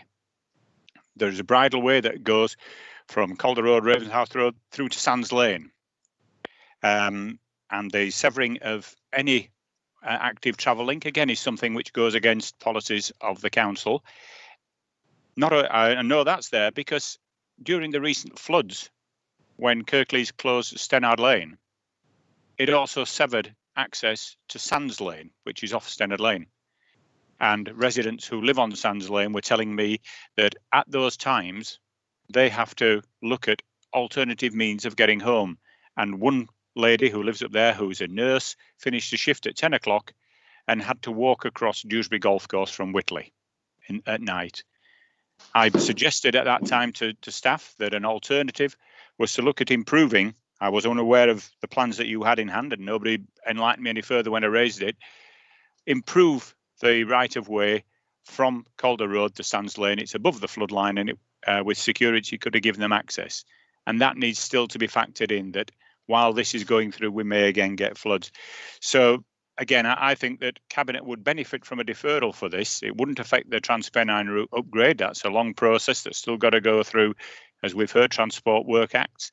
But we could see in full the external legal advice and address the matters that Ms. Cowper, who is the legal representative of Barclay de Vere, made. We could look at the environmental impact, and also, and significantly, it would give you the opportunity to consult with Murfield as you should have done in disposing of land within that ward. So please, Shabir, would you defer this to allow that to take place? Right, you've asked me that question, and we can't defer it. Let me explain why. Firstly, Grant Shapps back in 2020, October 2020, at the Transport Northern Conference, was very, very committed. This is something that the government is very, very keen on, £3 billion investment that's coming our way. And Martin, to be honest with you, you always talk about that Transpennine link and getting Murfield on the map. This will definitely get Murfield on the map. These things do take time. And this is something Network Rail wants to do very, very quickly. If we miss the window of opportunity, we won't actually achieve the ambitions which the government is rightly setting. These are government ambitions, these are our ambitions, and we need to work with the government. It doesn't matter if it's a Tory government, we need to make sure that we praise the government in terms of the way they bring this forward, and we need to get behind it. Rachel managed to get a colour copy, and she's not even a council member, Martin. All my cabinet members have got colour copies because we're living in the 21st century. Everything comes on email. So if you do download it, the map is fully in colour, and you can actually blow it up as well and read it. I've had a look at it, and it's very, very clear. The issue in front of it is extremely important, because just by saying yes to actually proceed to next steps will take a long time for that actual delivery to take place. We can't afford to waste any time, because already there are other players in the country that will jump to the opportunity of us deferring this, then putting it down the line, sort of speaking, and then somebody else will jump on, because resources are very, very tight. I think we need to appreciate what the government's done. We need to say thank you to the government. We need to say this is really welcome. Get our legal people to sort the details out, and we'll keep on feeding back to ward members if that's what's needed. But Martin, this is an opportunity. This is a Conservative government who's come up with the goods, and we need to basically say, yes, let's go ahead with it. And I know what you're going to say, that if it's not the right deal, then we don't need to go forward. But it's not the right deal. We need a lot more money than what they expect put on the table. But I think, they've put a window of opportunity for us, a window of opportunity that will create thousands of jobs, a window of opportunity that will release a lot of the potential for our local plan, a window of opportunity that will actually bring hope and prosperity to the borough. And this is something that we need at this moment in time. Hopefully, the next few weeks we'll be coming out of some kind of restrictions. And this is such a good news story. And I think, don't mind having a chat with you behind the scene, outside cabinet. But this is such a good news story, Martin. We cannot scupper this going forward. This is something that the government's getting fully behind. Grant Shapps, quite rightly, has actually said that he needs to invest in the north, and this is all part of that. You want to come back in, Martin? Yes, thanks. Nobody's disputing any of that.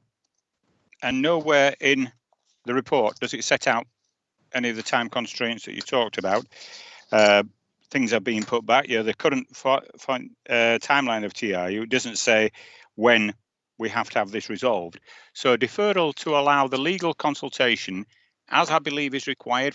If the ward is affected, you should have published notices in the Murfield newspaper. You should have alerted the ward members, as you did with the others. And I'd like to know, we'll have a look when Ashbrown and Dewsbury West wards were consulted, and why the people who are drafting the report didn't look to see where the ward boundaries were. We had this with the local plan when 500 houses on Dewsbury Riverside, which are in the Murfield ward, were not included in our tally. So the fact, Murfield is on many maps, and has been for some time as the only railway station in Kirklees with a direct link to London. So it's been on rail maps for some time. So why it keeps missing from staff maps when they're looking at ward consultations, I think is something that you need to look at. But it's just that it may be a potential for challenge, that if you haven't followed due process and consulted as required when you're disposing of land, then a short deferral would not affect the wider picture, because your potential public inquiry is said to be spring 2021. Well, clearly that's not going to happen now, because in March 2020, the starting point of your TRU, March 2020, the Transport Works Order Act wasn't submitted. So you're out of kilter with the times already. We're not seeing that push that you're talking, because clearly If Network Rail submit today a Transport and Works Act application, the public inquiry is another year hence.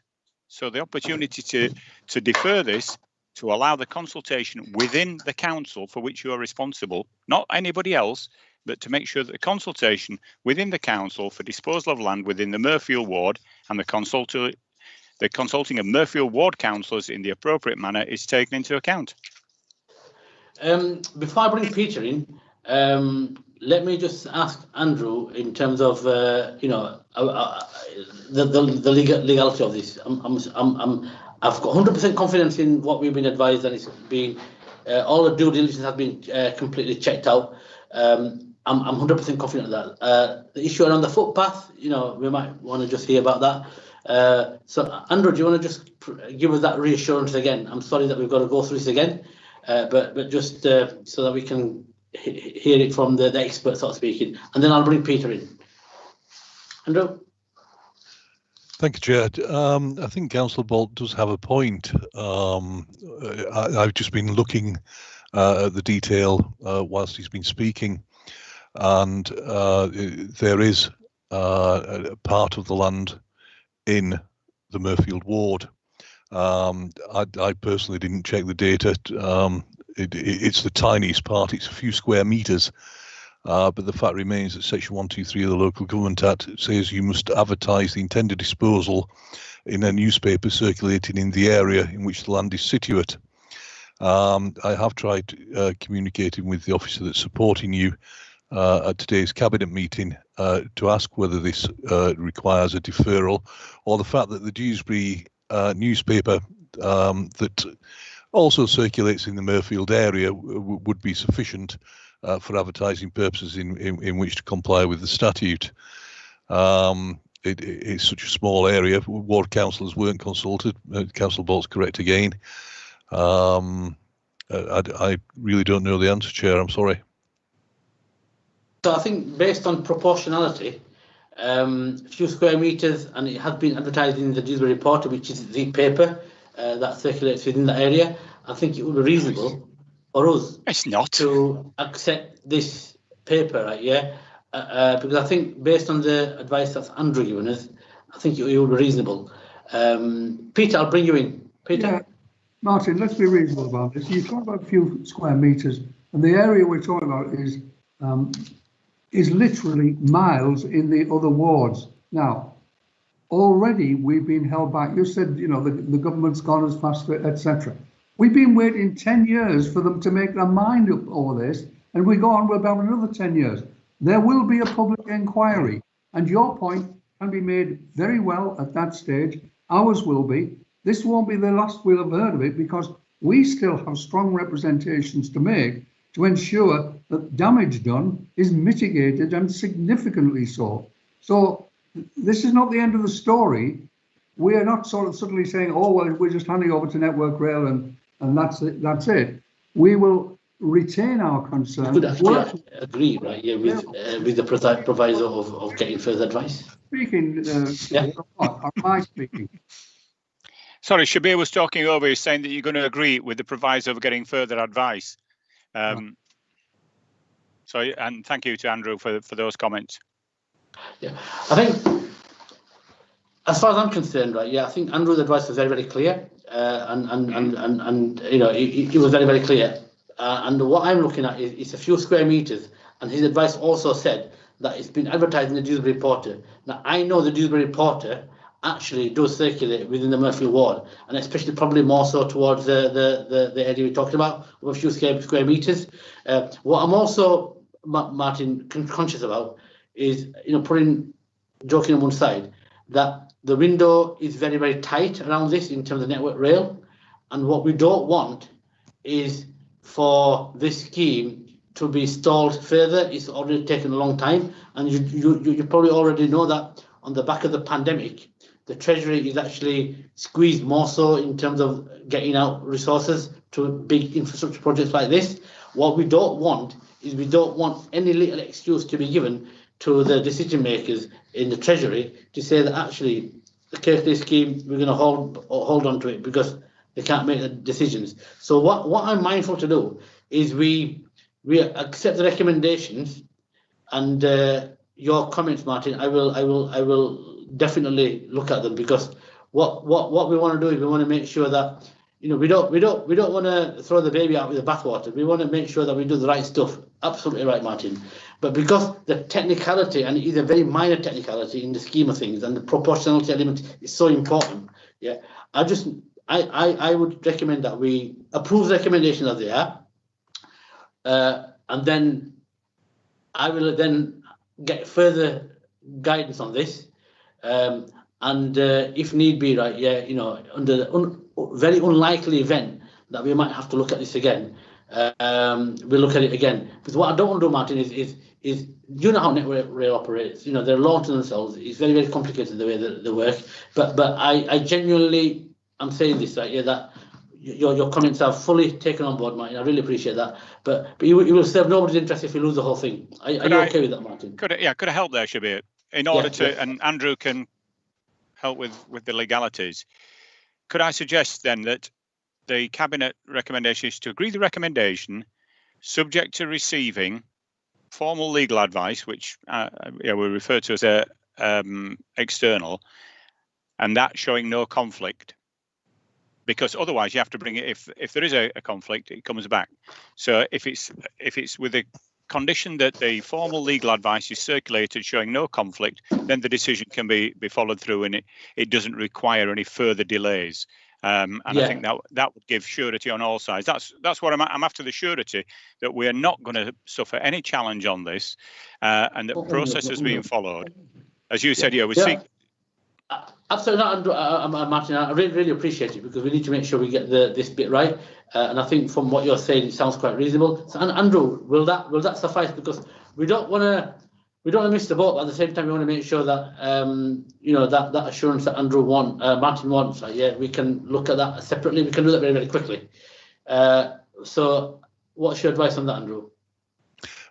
Yes, Chair. If I may recommend that we approve the resolution regarding Deaton, because there's no dispute there, and we agree to approve the recommendation for Ravensthorpe, subject to officers confirming that due legal process has been followed, and it does not need to be revisited because the small area of land falls within the Murfield ward.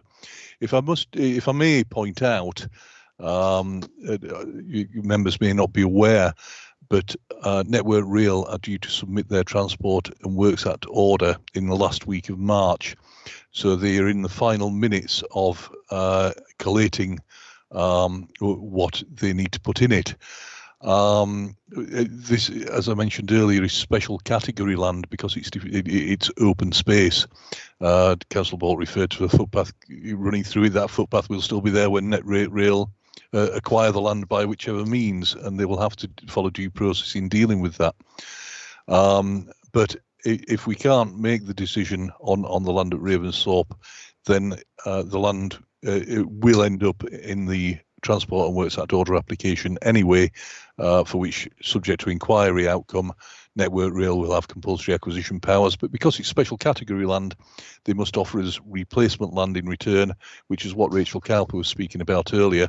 The land that Network Rail are offering is actually land that Barclay de Vere own, so they will be compulsory purchasing Barclay de Vere's land to give it to us as replacement for our land. Right. Okay, so Martin, are you happy with what Andrew's advised us, right? Yeah, especially the bit at the beginning regarding confirming due legal process has been followed. Thank you, Andrew. Yeah, that's what you want to make sure we get it right. And I mean, absolutely, Martin. No, you're spot on. I really appreciate it. So, Andrea, I hope you've got that minuted, right? Yeah, in terms of that extra bit around Ravensthorpe, that yes, sure. Right, yeah. So, based on that, can we now go for the vote, please? So, Andrea, do you want to take us through the roll call, please? Yes, Chair. Councillor Pandor. For. Councillor Davis. For. Councillor Kendrick. For. Councillor Khan. For. Councillor Mather. For. Councillor McBride. For. Councillor Patterson. For. Councillor Scott. For. Councillor Turner. For. That's carried then, Chair. Thank you.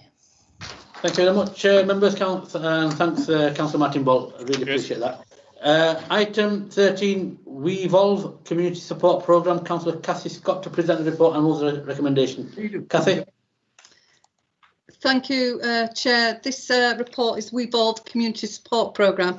I'll just remind members that the budget of £1 million was allocated by the Council to the 7 place partnerships in Kirklees, and this was to support the mental health initiatives, whilst also supporting and building the local voluntary and community capacity. Councillors in Huddersfield Central and Huddersfield North Place Partnership wish to allocate a proportion of their budget to develop a support and improve the mental health and resilience of local residents and young people. There is a request today before you for 140,000, and 70,000 will come from Huddersfield North and 70,000 will come from Huddersfield Central. I'd like to move this report and support officers and all the people that were involved in this. So I'd like to give a special thank to the officers and the place chair and all the councillors for all the hard work in working together to support their communities, working with the groups for better health. And that's what's at the heart of this. It's about people, places and spaces. So I move this recommendation. Thank you. I'd like to second that. Anybody wants to speak on this item? No, thank you very much. Andrea, can you take us through the roll call, please? Yes, Councillor Pandor. 4. Councillor Davis. 4. Councillor Kendrick. 4. Councillor Corn. 4. Councillor Mather. 4. Councillor McBride. 4. Councillor Patterson. 4. Councillor Scott. 4. And Councillor Turner. 4. That's approved. Thank you. Thank you very much. Item 14, Works Better 1525, Positive Minds. Councillor Peter McBride to present and move the recommendations. Peter, over to you. Thank you. This is a scheme to support schemes we already have for 16 to 18-year-olds on the one hand and 19 to 24-year-olds on the other. These are the most exposed groups in terms of current unemployment. In normal times, they are the most exposed group, and they are particularly so at the moment. They're finding it very difficult to access employment, and these courses will enable them to acquire the skills relevant to getting that difficult access. So I'm very supportive of this. It's a group that we need to give particular consideration to. As I said, they are the most exposed group in terms of the current situation. So a scheme which will help, I think it's in the order of 400 people into employment. If this adds to a fund that already exists, this will be most beneficial and most helpful to the most vulnerable people. Thanks very much. I'd like to second that and move support the recommendations. Anybody want to talk? I've got nobody wanting to talk. Andrea, can we move the recommendation? Sorry, can we go for the vote, please? Yes, Councillor Pandor. 4. Councillor Davis. 4. Councillor Kendrick. 4. Councillor Corn. 4. Councillor Mather. 4. Councillor McBride. 4. Councillor Patterson. 4. Councillor Scott. 4. And Councillor Turner. 4. Okay, so that's approved. Thank you. Thank you very much. That brings us to the end of the proceedings for today. It's been a long and exciting cabinet meeting. They always are. I think Martin's gone, but anyway. Once again, thank you very much, and I will see you again. Good night and God bless. Bye-bye. Bye, everybody. Bye.